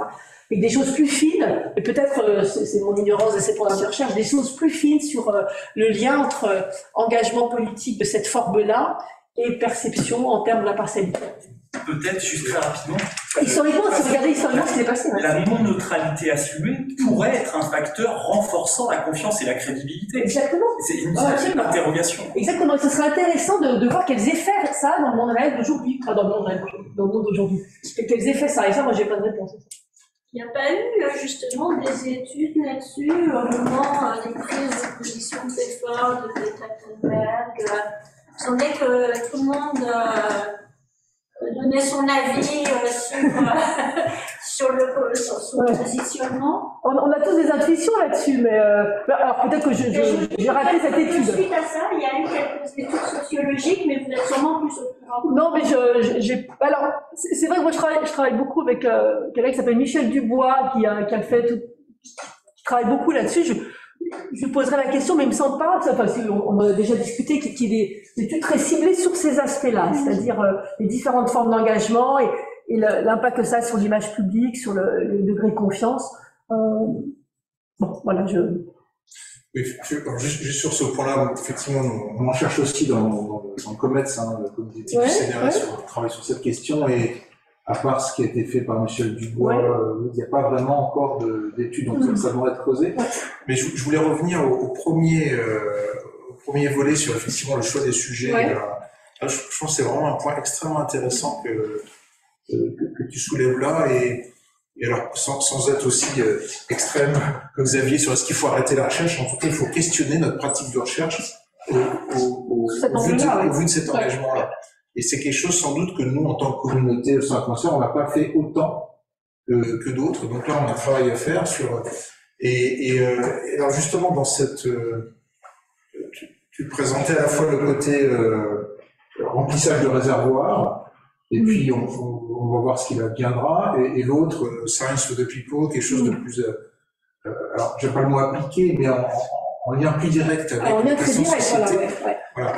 Et est-ce que c'est forcément un choix, ou est-ce que dans cette discussion qu'on va avoir dans la communauté pour être peut-être moins naïf ou passif sur cette question, cette orientation de la recherche, est-ce qu'il ne faut pas dire, bon, il y a la place pour les deux, et quel rapport on donne, enfin, voilà, est-ce que d'autres sciences ont mené cette réflexion ou... Alors, justement, à quelles conditions il y a vraiment de la place pour les deux? Et ben, ça nous ramène à la façon, au incentive system de la science. C'est-à-dire qu'il faut qu'on travaille sur le système d'incitation pour qu'il y ait vraiment la place pour les deux. Parce qu'aujourd'hui, si vous vous engagez dans des community-based research, vous n'allez pas avoir la même carrière scientifique. Hein, si vous développez une recherche directement en prise avec telle ou telle attente de tel ou tel groupe, vous n'allez pas avoir la même carrière scientifique. Hein, si vous engagez exclusivement dans les sciences participatives, pour reprendre les vocabulaires d'aujourd'hui, vous n'aurez pas la même carrière scientifique que si vous vous engagez dans des recherches qui sont davantage en phase avec la dynamique. Et ça, c'est un point absolument important. C'est-à-dire qu'on pourrait dire tout ce qu'on veut sur l'intérêt de faire de la science participative au sens, je réponds directement à certaines demandes d'acteurs de la société, mais si ma communauté professionnelle continue de valoriser un autre type de science, bon là, on a toujours cet engagement-là, mais on le paye cher en quelque sorte. Et donc on pourrait espérer d'aligner, c'est ce que je voulais essayer de mettre sur et là on a des responsabilités pour le coup, parce que on n'est quand même pas complètement étranger dans les comités de recrutement, de machin, de promotion de trucs, on est quand même encore un peu là, quand même beaucoup là. Et donc c'était pour ça que je mettais ce registre de responsabilité sous-jacent. Et peut-être ça aussi. Alors je sais qu'on dit souvent, on nous impose ceci, alors je sais jamais très qui le ont, mais on reste quand même un milieu professionnel auto-administré. En tout cas, agitons-nous pour qu'on reste un milieu auto-administré. Et ce qui veut dire de prendre nos responsabilités aussi pour qu'il n'y ait pas de décalage entre ce système d'incitation interne, dont on est des acteurs, et puis en même temps, on valorise les recherches qui sont en tension avec ce système d'incitation. C'est pour ça que je mets bien cette citation de Daniel Samadis, pour ça, qui résume bien la chose. Et là, on a quelque chose à faire aussi pour le coup. C'est un engagement qui est moins visible dans la sphère publique, mais qui est absolument déterminant pour la façon dont la science se développe et le reste conditionné. Oui. Moi, j'avais peut-être deux choses sur lesquelles je voulais revenir. Il y en a une, en fait, c'est ce qui vient d'être expliqué, qui était la question de l'autogouvernance de la recherche, en fait, du choix des programmes scientifiques qui sont développés, etc., et de la place, finalement, du curseur ouvert entre la science autogérée, c'est-à-dire que c'est notamment la science qui décide elle-même des programmes de recherche, etc., qui voudrait dire en fait que la science est détachée, qu'elle n'est pas, pas forcément, il y a une idée que le chercheur serait le mieux placé, le mieux situé pour pouvoir décider des programmes de recherche qui doivent être menés. On voit bien qu'il y a une tension quand même qui est faite de savoir justement quelle est la place de la société. Quand je parle de la société, c'est l'intégralité de la société, c'est-à-dire qu'il y a des choses qui sont acceptées dans la société, dans la recherche, comme par exemple les financements qui sont un moyen quelque part d'orienter la recherche, et y compris par le financement privé, qui est un moyen en fait d'orienter la recherche très clairement, mais que quelque part il n'y a pas, et le public est supposé orienter la recherche justement vers les intérêts, l'argent public est supposé vers les intérêts de la société, mais effectivement il y a des pans complets de la société qui ne sont pas représentés dans, on pourrait penser aux ONG, on pourrait penser à des collectifs de citoyens, on pourrait penser, etc., etc. Il y a par exemple une association qui s'appelle Science Citoyenne qui réfléchit ou qui a des propositions dessus. Et la deuxième chose sur laquelle je voulais revenir, c'était sur la dernière planche qui était le militantisme, etc., qui effectivement, je rejoins ce qui était dit, qui est peut-être la planche qui pose le plus, enfin qui semble la moins D'accord. J'allais dire sur la chose qui est à la fin, qui est la question de la crédibilité, etc., qui est est-ce que Christophe participe à des actions militantes, quand bien même on aurait tout à fait le droit de participer en tant qu'expert scientifique, comme on participerait sur des plateaux télé ou sur les médias ou devant l'Assemblée ou devant les politiques en tant qu'expert scientifique. J'allais dire, c'est pas participer à une action, on peut penser être militant parce qu'il s'agit d'une action déclarée comme militante. Au final, on peut tout à fait avoir la même posture de l'expert et tenir un discours. Donc, j'allais dire, c'est pas forcément la participation en elle-même qui pourrait donner. Mais j'allais dire, cette question, et justement, j'en reviens à la planche précédente qui est sur l'action par rapport aux décideurs, etc. Et je pense que la même question de crédibilité, de potentiellement perte de crédibilité, etc., se pose exactement de la même nature. En particulier, mais pas uniquement, sur la partie qui était stakeholder modèle, dans laquelle. Et ça pose aussi une question qui nous a été, on entend parfois, qui est engagez-vous en politique, etc. Mais si, et on voit bien qu'il y a une tension, c'est que si le scientifique doit être, il y a une notion d'impartialité, etc., le scientifique pourrait que le scientifique n'est pas un citoyen, ça veut dire que le scientifique n'a pas le droit de s'engager en société, de s'engager par exemple en politique ou de s'engager dans des choses, puisque de ce fait-là, en fait, il perdrait une sorte de crédibilité, ou etc. Je ne sais pas si je m'exprime pas forcément très bien, mais il y a cette... Oui, c'est vrai que plus on s'engage dans les processus de décision politique en tant qu'expert, plus on est affecté plus on s'engage, plus on perd cette posture d'indépendance. Donc on ne peut pas gagner sur les deux tableaux. Ça, on ne peut pas gagner sur les deux tableaux. C'est-à-dire que si on veut rester donc jouer parce qu'on peut considérer on peut espérer que les décisions publiques aujourd'hui soient en partie informées par l'expertise scientifique. Et donc là, on ne peut pas gagner sur les deux tableaux. C'est-à-dire qu'on ne peut pas vouloir une décision politique bien informée et en même temps avoir une science qui reste complètement indépendante. Et donc, là, il y a une tension. Je ne vois pas très bien comment on peut la déplacer, cette tension. Donc, qu'est-ce qu'on privilégie? On privilégie effectivement une vie politique qui est branchée sur la vie scientifique, et le prix à payer de ça, c'est effectivement une perte de perception d'indépendance. Pas forcément une perte de perception d'indépendance.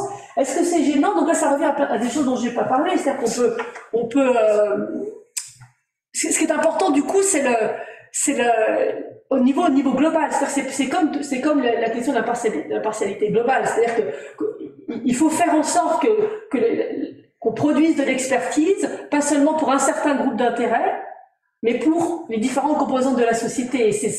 Et à ce moment-là, on peut dire que globalement, la science serait perçue comme étant toujours digne de confiance. Globalement, pas chaque individu, mais globalement. Pourquoi? Parce qu'elle est au service, dans la figure de issue advocate, elle peut alimenter différents groupes d'intérêts avec différents agendas politiques. Oui, j'ai plein de choses que les dire, mais oui, pour le... oui, bon, on va peut-être... C'était juste pour suivre sur cette question, juste sur ce point-là, cette tension qu'il y a.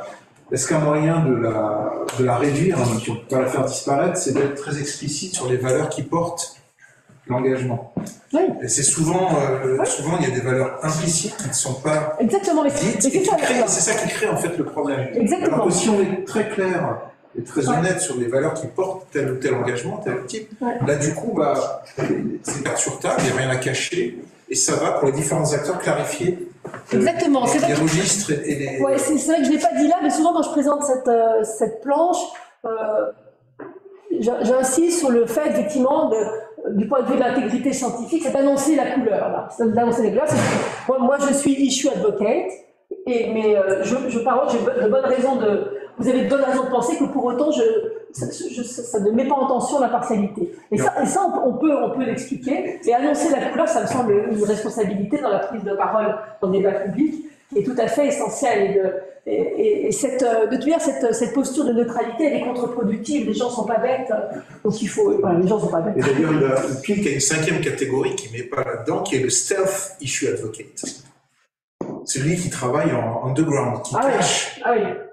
Justement, en disant, il ne va pas afficher ses valeurs, ses objectifs, il donne l'impression que c'est le scientifique neutre, et en fait, il porte. Voilà, c'est le faux pure scientist, en fait. C'est celui qui s'affiche pure scientist. C'est le faux issue advocate. C'est le faux issue advocate, d'accord. C'est le...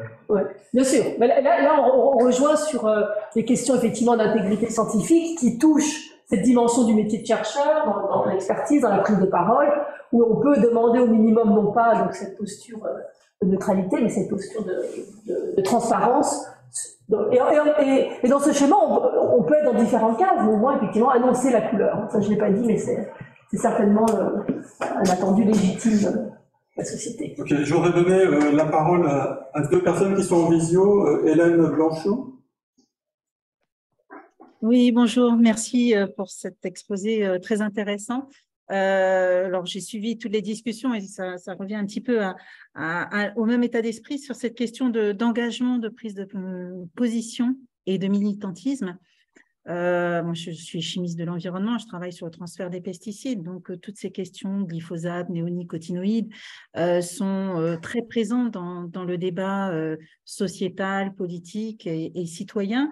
On est souvent sollicité par des journalistes pour répondre à ces questions et la position du scientifique est très difficile parce que finalement dans les sciences de l'environnement on peut mener plusieurs expérimentations, plusieurs suivis, avoir des résultats contradictoires d'une année sur l'autre et finalement quand on est sollicité par les journalistes on nous demande de prendre une position par rapport à certaines questions qui sont parfois très fermées, c'est-à-dire est-ce que les néonicotinoïdes ont un effet ou pas, est-ce que le glyphosate est dangereux ou pas, et il n'y a pas d'alternative. Et moi, je voudrais poser la question de la responsabilité du journaliste. Ça nous met en défaut, nous, en tant que scientifiques, j'essaye de garder au maximum ma neutralité, mais finalement, le fait de répondre « on ne sait pas », ne plaît pas aux journalistes. Et si on essaye de prendre des positions qui pourraient être opposées à des messages globaux, sociétaux sur la dangerosité du glyphosate, par exemple, eh bien, on se retrouve mis à mal par rapport à une certaine... Alors, pas une prise de position, mais une certaine incertitude que l'on avance face à la société. Et comme vous savez que le monde de la recherche est très difficile, on a des possibilités de financement qui sont offertes parfois par des sociétés privées. On n'ose pas y aller parce qu'on sait que notre intégrité va être mise à mal, non pas parce qu'on a donné des résultats scientifiques qui sont faux, mais parce qu'on aurait été financé par des sociétés privées qui finalement décrédibilisent nos résultats de la recherche. Donc moi, je voudrais quand même mettre en avant cette responsabilité des journalistes et des médias face au débat scientifique qu'on peut avoir sur des questions très proches du militantisme. Oui, c'est très important cette question de... Évidemment, c'est une pièce du puzzle très importante, les médias et les journalistes. Alors, il y a, bon, si on est un peu optimiste, ils viennent, alors je ne sais plus quelle association, il y a une association de déontologie des journalistes, j'ai oublié l'acronyme, ils viennent de sortir une charte hein, peut-être que vous l'avez vu passer, ils viennent de sortir une charte destinée d'ailleurs pas tellement aux journalistes scientifiques, mais aux journalistes plus généralistes, qui ont affaire aux scientifiques. Et cette charte, bon, c'est une charte, mais au moins, elle met un petit peu en avant la nécessité, effectivement, de ne pas attendre certains types de réponses qui ne sont pas appropriées dans des scientifiques. Donc, complètement, c'est tout à fait essentiel, c'est une pièce du puzzle tout à fait essentielle, ça c'est sûr. Et les politiques veulent avoir des réponses concrètes, rapides, que la science n'est pas forcément capable de leur apporter. On a travaillé sur le dossier Lubrizol, on n'est pas capable de dire si Lubrizol va avoir des effets sur la santé dans les 10 prochaines années. C'est impossible d'y répondre. D'autres personnes prennent la parole, pas forcément les personnes les plus pertinentes, et on se retrouve avec des messages qui finalement comme s'ils étaient issus de la communauté scientifique, mais il y a beaucoup de scientifiques qui n'oseront pas prendre la parole parce qu'on ne peut pas y répondre, et ça ne plaît pas. Ouais. C'est toute la question de la prise de décision en contexte d'incertitude, ce qui est très fréquent évidemment quand il s'agit de décisions qui s'alimentent de résultats scientifiques. Ce qui est curieux, parce que dans d'autres domaines de décision politique où n'intervient pas directement l'expertise scientifique, les décisions sont prises en contexte d'incertitude. Quand on décide une mesure sociale, on n'a pas une vision claire des effets que ça aura. Là, c'est vraiment la question vraiment politique. Et donc là, oui, il y a à la fois une responsabilité des chercheurs de ne pas survendre le degré de certitude de ce qu'ils disent. Ça, c'est quelque chose qui a été beaucoup dit au colloque auquel vous avez fait allusion au départ, c'est-à-dire d'être bien clair sur le statut de la proposition que vous avancez. Ça c'est quelque chose que tous les chercheurs ne font pas au même degré. Et donc là, il y a une responsabilité individuelle dans la prise de parole qui est essentiellement individuelle. Et puis, il y a une responsabilité, bien sûr, du décideur politique, d'une attente qui n'est pas appropriée, enfin, d'une attente qui est en décalage avec ce que peut apporter le chercheur. Mais là, la responsabilité je ne sais pas, je ne sais pas, la responsabilité ça dépend, j'ai rien de substantiel à dire parce que je n'attendais pas une réponse de votre part. Moi, si je suis militante pour une recherche complètement impartiale et autonome, mais pour ça, il faudrait aussi que la recherche soit financée, pas seulement les chercheurs, mais la recherche en tant que telle ait des financements publics suffisants pour pouvoir répondre à des questions de façon à ce qu'on garde complètement notre impartialité et qu'on puisse répondre clairement à une question et qu'on ose dire « je ne sais pas, ce n'est pas possible » et qu'on puisse diffuser un tel message plutôt qu'on se dise « pourquoi vous ne nous avez pas alertés il y a quelques années sur tel danger ?» Eh bien, parce que voilà, on n'était pas capable de répondre à cette époque-là. C'est vrai que c'est un aspect dont je n'ai pas du tout parlé parce que c'est un brouillon. Hein, je m'aperçois qu'il y avait cette diapo qui traînait. Effectivement, ça va avoir vraiment une réflexion sur la commande publique, donc le financement public de la recherche. Qu'est-ce qu'il doit faire pallier les trous dans la raquette, c'est-à-dire générer de la recherche sur des sujets qui ne sont pas spontanément pris en charge par les chercheurs eux-mêmes. Hein, parce que c'est pas parce que les choses viennent de nous qu'on va aller. Si vous regardez la dynamique du développement des champs scientifiques, c'est pas parce que les choses viennent de nous qu'ils sont davantage en adéquation avec les besoins de la société. Il y a des très fortes tendances au conservatisme épistémologique, et les choses sont très bien étudiées. Et donc là, la commande publique, elle doit être pour pallier les trous dans la raquette qui viennent à la fois du fait que les dynamiques internes des champs continuent sur certaines directions et pas d'autres, et puis le fait qu'il y a d'autres acteurs, en particulier des acteurs privés, qui vont privilégier certains sujets de recherche en fonction de leurs intérêts, et on peut leur reprocher, en tout cas c'est attendu, et donc là il y a vraiment une réflexion à avoir sur ce rôle de la commande publique en termes de pallier les trous dans la raquette, mais à la fois vis-à-vis des sujets qui sont pris en charge par les communautés scientifiques elles-mêmes, bottom-up en quelque sorte, et qui ne suffisent pas à pallier les trous dans la raquette auquel point l'éditorial de Nature. Et puis pour qu'on garantisse aussi notre impartialité. Bien sûr, ouais. Alors ça, c'est vraiment le minimum, c'est-à-dire que c'est la chose non négociable. Voilà. La chose non négociable, ça, autrement tout s'effondre, hein, ça c'est sûr. Ouais. Merci. Okay. On avait une autre question de M. Zaharia. Oui, vous m'entendez? Oui, très bien. Donc, merci pour cette présentation. Voici une question qui est peut-être hors sujet. Il me semble que vous avez surtout parlé, madame, de ce que Gérard Mégy appelait les sciences inhumaines. N'y a-t-il pas lieu d'étudier de façon particulière le cas des sciences qui ne sont pas dures, en particulier le cas des sciences économiques? Les principales revues de sciences économiques sont colonisées par une tendance dominante. Confère les travaux d'Edouard Cotin-Geold sur les écoles de pensée radicalement incompatibles. Il y a une vidéo YouTube dont j'ai mis très intéressante dont j'ai mis le lien dans la discussion. De sorte que ni l'impartialité ni la neutralité ne sont garanties dans l'examen des articles soumis. Un exemple emblématique est celui du prix de sciences économiques de la Banque de Suède, c'est-à-dire le faux prix Nobel, qui a été attribué en 2018 à un économiste qui s'appelle William Nordhaus. Et cet économiste a probablement plus contribué que Trump et Bolsonaro à retarder les démarches d'atténuation avec son modèle dit de CBA, de Cost-Benefit Analysis, etc. Et puis, je voudrais mentionner, rendre hommage à quelqu'un que j'ai eu le privilège de connaître, Philippe Roqueplo, qui a écrit il y a un peu plus d'un quart de siècle un petit ouvrage qui s'appelle « Entre savoir et décision, l'expertise scientifique ». Et en dernier lieu, tout en remerciant les organisateurs, je voudrais dire que la prise de son pour ceux qui suivent sur le web est victime de la réverbération dans la salle et que peut-être il y a quelque chose à améliorer. J'espère que ce ne sera pas le cas pour la vidéo. Merci de m'avoir écouté. Oui, merci aussi d'avoir évoqué Philippe Roqueplo. C'est un ouvrage tout à fait intéressant que je n'ai pas évoqué, mais qui est tout à fait intéressant. Et je partage vos interrogations. Je ne suis pas sûre qu'il y ait une spécificité forte des sciences humaines et sociales qui sont très, très diverses épistémologiquement. J'ai beaucoup de choses à dire là-dessus, mais disons que j'ai beaucoup de réticence à dire qu'il y a des points qui affectent seulement certains types de sciences plutôt que d'autres. Je ne suis pas tout à fait sûre de ça. Mais, je m'excuse, vous m'entendez? Oui, vas-y, Gilles. Ouais, je m'excuse parce qu'en fait, moi, je suis non-voyant et alors, je vous suis de loin et je lève le doigt. Je ne sais pas si on me voit. Donc, je me disais qu'à la fin, de toute façon, j'allais avoir la parole, mais du coup, comme tu as dit qu'il n'y avait que 2 interventions dans la salle, je vais être très rapide.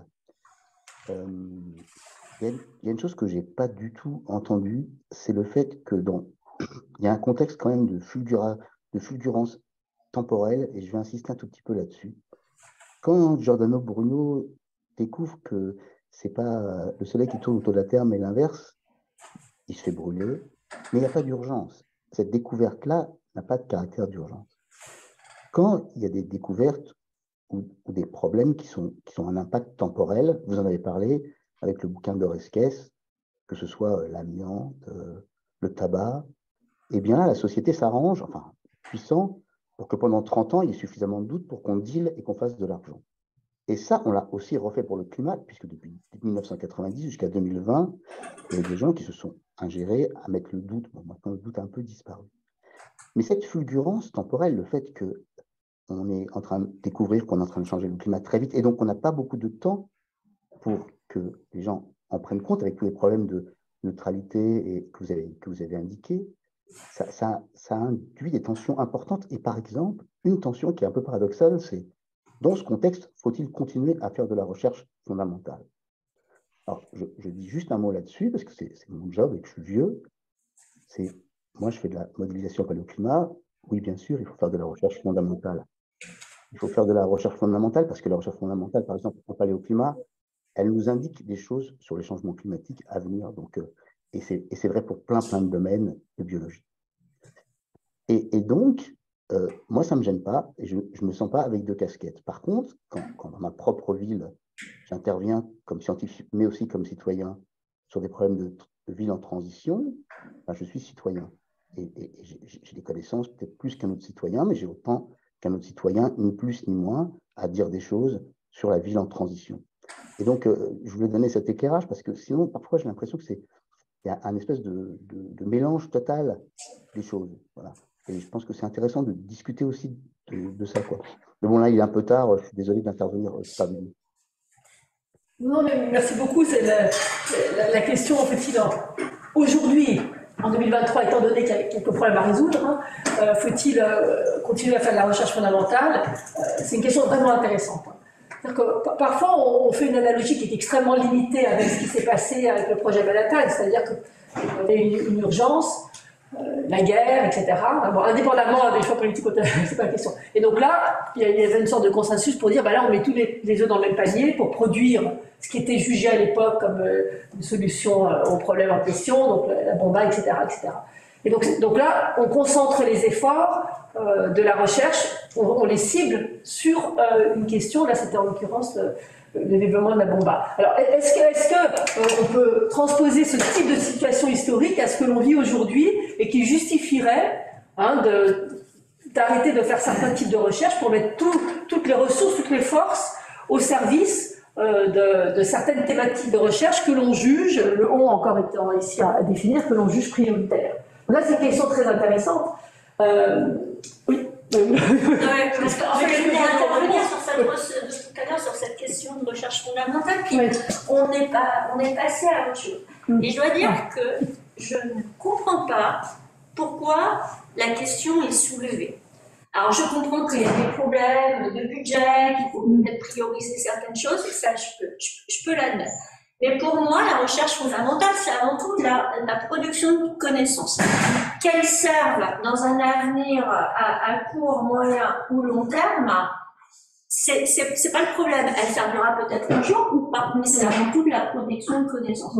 Et cette question, pour moi, elle est vraiment à mettre en parallèle avec ça sert à quoi la culture, à quoi ça sert l'art. Et en fait, c'est vraiment, c'est un intérêt, pour moi, c'est un intérêt sociétal, je sais pas si on dit social ou sociétal, direct. Voilà. Donc, on ne doit pas arrêter de faire de la recherche fondamentale.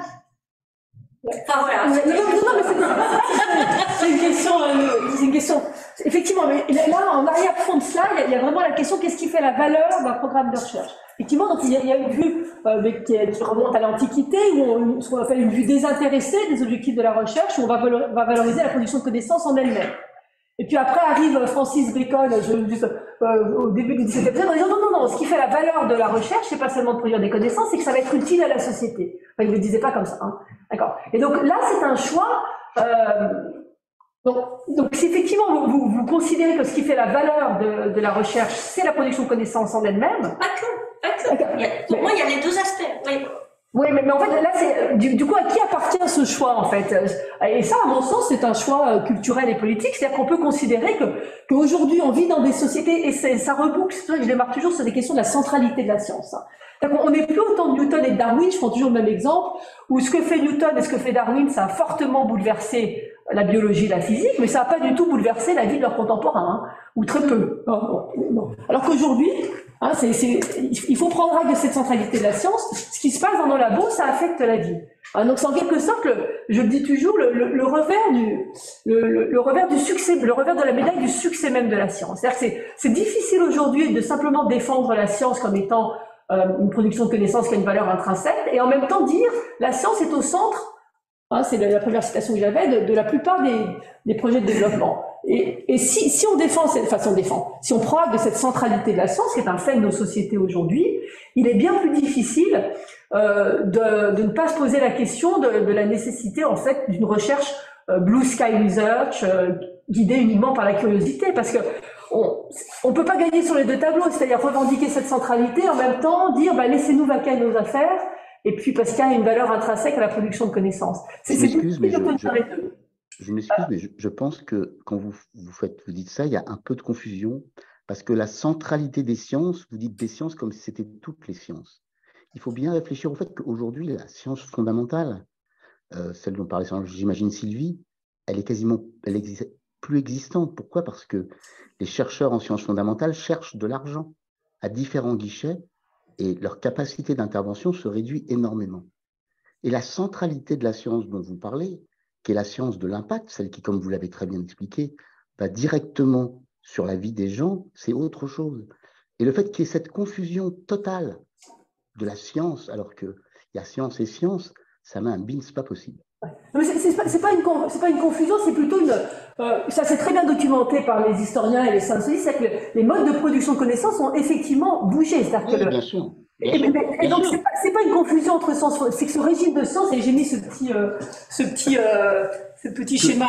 Que la production des sciences. Une science pure basic research qui a existé, enfin, parce qu'en plus les historiens vous expliqueront qu'on n'a jamais vraiment été dans ce régime-là, que il y a tout un tas de travaux très, très intéressants qui sont liés aux capacités de financement de la recherche. Pourquoi on l'a développé, ce vocabulaire même de sciences fondamentales, ça a apparu à un certain moment dans l'histoire. C'était absent au 19e siècle, etc. Donc il y a toute une histoire derrière ça, qui est liée effectivement à l'évolution des modes de financement de la recherche. Et donc c'est pas une confusion, c'est qu'il y a effectivement une évolution. Et ça, pourquoi le régime de production des connaissances échapperait à l'historicité? Donc, bien sûr, la façon dont on produit des connaissances aujourd'hui en 2022 a plus rien à voir avec ce qui se passait à l'époque de Newton et Darwin. Et c'est pas surprenant. Pourquoi il n'y aurait pas d'historicité? Non, mais dans toutes les autres activités humaines, on ne fait pas les choses de la même façon. Donc, bien sûr, il y a une historicité. Je nie pas du tout ça. Vous avez parfaitement raison. Vous êtes mieux placé que moi pour le savoir. Je dis simplement que dans le discours de la centralité des sciences et de l'impact qu'elles ont sur la vie des gens, on oublie souvent le fait qu'il y a différents types de sciences et qu'on ne peut pas dire, par exemple, moi, quand je travaille sur la Terre boule de neige, ça n'a aucun impact direct sur la vie des gens quand des gens travaillent sur... Bon, et par rapport à d'autres choses qui sont extrêmement impactantes. Et il faut garder cette idée que c'est compliqué.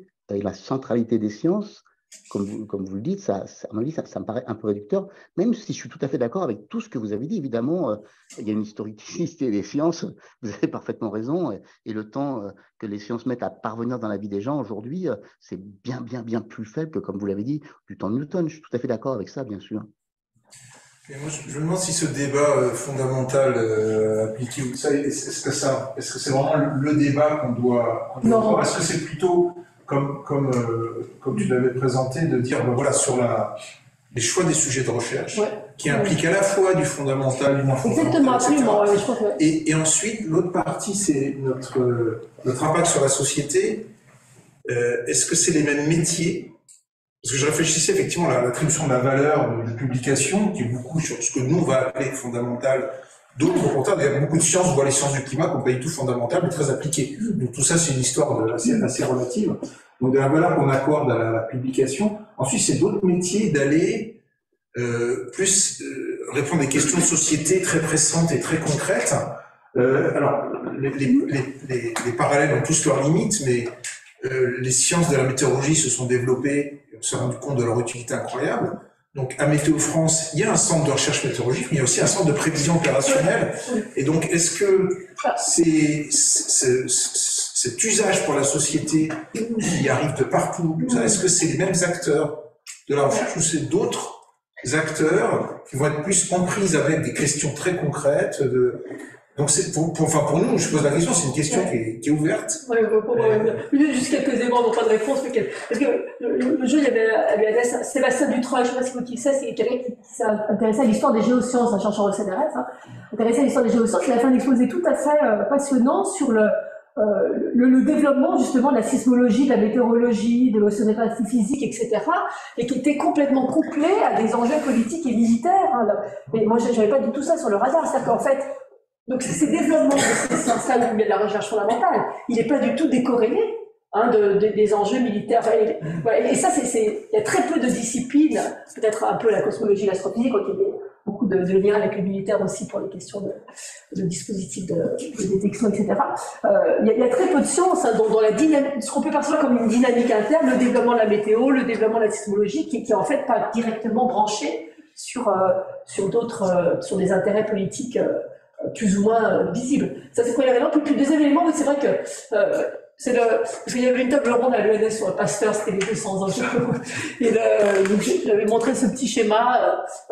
On est très certainement majoritairement aujourd'hui dans le Pasteur de cadence, dans le cadran de Pasteur, pardon. C'est-à-dire, Pasteur, c'est l'exemple type de quelqu'un qui se posait pas la question, est-ce que je fais avancer la microbiologie ou est-ce que je fais un vaccin contre la rage ou la pasteurisation, la bière, les machins. Donc là, donc Pasteur, quelque part, est une figure qui redevient très actuelle de ce dépassement, de ce contraste qui est encore très, très fort, je pense, dans la perception qu'on a de notre profession entre une science pure et désintéressée et puis une science qui serait directement branchée sur sur des apports sociétaux et le graphe de signification que j'ai montré là, de Philippe Kitcher montre ça, c'est-à-dire que on est très largement, quasiment, je pense, tous les programmes de recherche à des degrés divers dans le cadran de Pasteur, c'est-à-dire qu'il y a un horizon d'utilité sociétale, mais évidemment pour faire quelque chose d'intéressant, il faut en revenir à la compréhension des choses fondamentales. Et donc, si on regarde pas au niveau individuel, parce qu'au niveau individuel, on est plus là que là dans le grade de signification, on n'est pas partout à la fois. Mais au niveau d'une communauté de recherche, d'un programme de recherche, à ce moment-là, c'est effectivement ce contraste recherche fondamentale et recherche davantage branchée sur les besoins de la société et caduque qui n'est pas très pertinent en fait. Et on va prendre une dernière intervention, Valéria. Oui, ça c'était le point que j'ai abordé parce que quand on dit que dans ce texte-là, il fait allusion justement au rôle de l'industrie militaire et tout le développement de la réflexion sur les processus de marchandisation de la science qui sont très importants pour comprendre aussi bien la confiance ou la méfiance de la société envers la science ou les chercheurs, et comment on fait la part des intérêts, justement, quand les institutions poussent les chercheurs et les institutions à chercher des financements dans le privé, comme c'est le cas depuis les années 90, dans la recherche publique française ou en Angleterre ou n'importe où. Il y a là une dimension que je n'ai pas très bien vue dans l'exposé, il y a toujours tout abordé, mais ces processus politiques articulés avec les processus de marchandisation de la science. C'est-à-dire là, il y a un lien par rapport à la vision de la société du rôle de la science et des chercheurs qui me semble quand même central. Oui, mais c'est lié à cette question de la recherche. Parce que peut-être la ligne qui peut ne pas être consensuelle aujourd'hui, c'est pas tellement recherche fondamentale. C'est ce qu'on considère que, et c'était l'éditorial de Nature au départ, hein, donc je le remets, c'est vrai que je pars toujours de ce même éditorial, c'est ce qu'on considère. Bon, bref, est-ce qu'on considère que, qu'est-ce qu'on fait si on est d'accord sur cet écart hein, entre ce que produit la science et ce qui est besoin. Donc, est-ce qu'on considère que cet écart, il est, on doit vivre avec parce que on doit vivre avec parce qu'il y a une valorisation intrinsèque de la production des connaissances et étant donné les dynamiques propres des champs scientifiques, on va générer des connaissances qui sont pas forcément, qui répondent pas forcément à des besoins sociétaux. Donc là, il y a est-ce qu'on est OK pour vivre avec cet écart ou pas? Si on est OK pour vivre avec cet écart en disant parce que il y a une valeur intrinsèque de la production des connaissances et tant pis s'il y a cet écart. Donc là on part sur une ligne de raisonnement par rapport au financement de la recherche, etc., qui est complètement différente que si d'emblée on dit non. On considère que pour plein de raisons, il faut réduire cet écart-là. Et ça, il y a un choix. Et si vous partez sur il faut réduire cet écart-là, à ce moment-là, vous n'allez absolument pas avoir les mêmes arguments et considérations sur le pilotage et le financement de la recherche que si vous partez d'emblée sur dire non, on vit avec cet écart.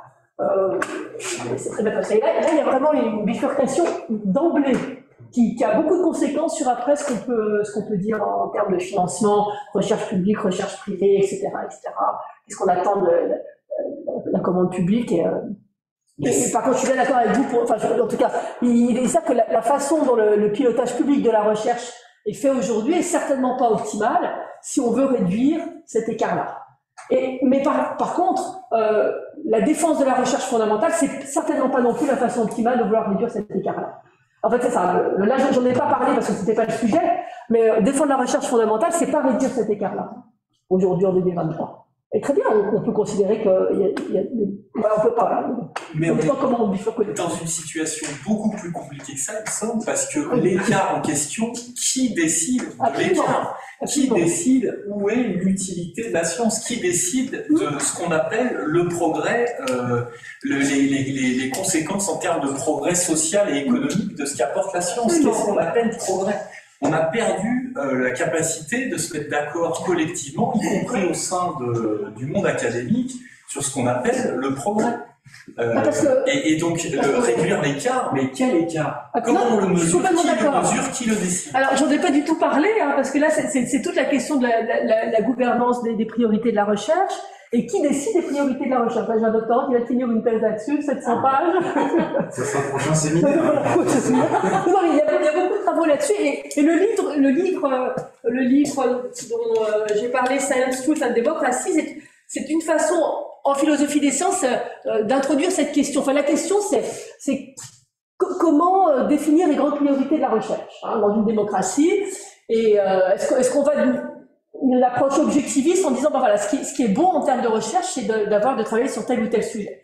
Donc une approche objectiviste, on peut dire que c'est peut-être les chercheurs eux-mêmes qui vont décider que les priorités, ça doit être ça, ça et ça.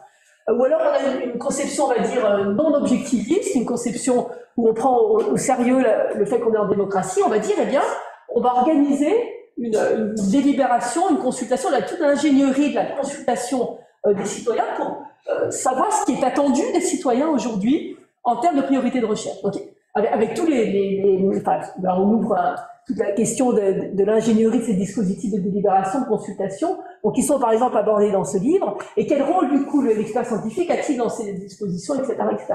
Mais ça, j'en ai pas du tout parlé. La bioéthique, c'est ce qui a été fait pour la bioéthique. C'est sur les lois de bioéthique et la discussion sur qu'est-ce qu'on doit faire comme recherche et une grande consultation nationale à différents niveaux. Exactement. Alors là, voilà. Donc ça, c'est régulièrement.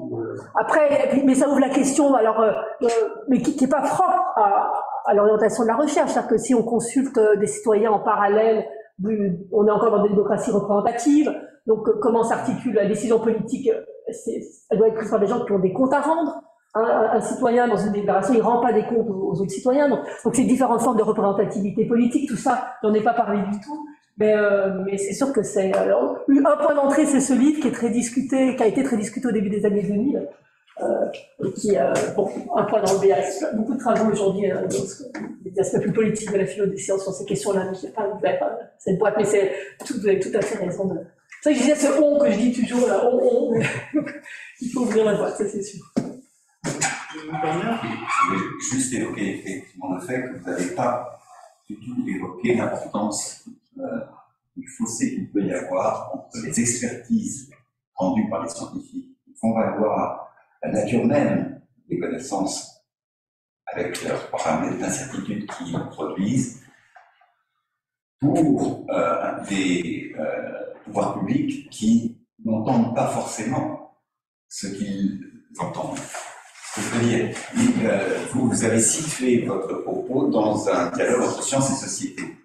Mais vous n'avez pas du tout positionné la question du point de vue de notre rapport avec, entre guillemets, le politique, ou les pouvoirs publics. Comment est-ce qu'on se fait entendre et qu'est-ce qu'on peut faire? Parce que là, j'ai rien à dire sur ce... Je n'en sais pas... Enfin, là, c'est vrai que c'était du point de vue de la philosophie des sciences, et voilà, le rapport entre la prise de décision dans la réalité, hein, la prise de décision politique, et ça, je n'ai pas de billes pour parler de ça.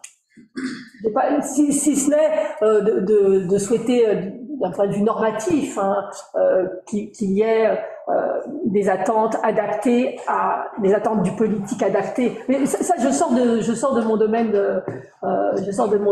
parce que oui, j'en sais pas assez sur les processus de prise de décision politique côté pouvoir public. Bien. Alors, on va devoir s'arrêter.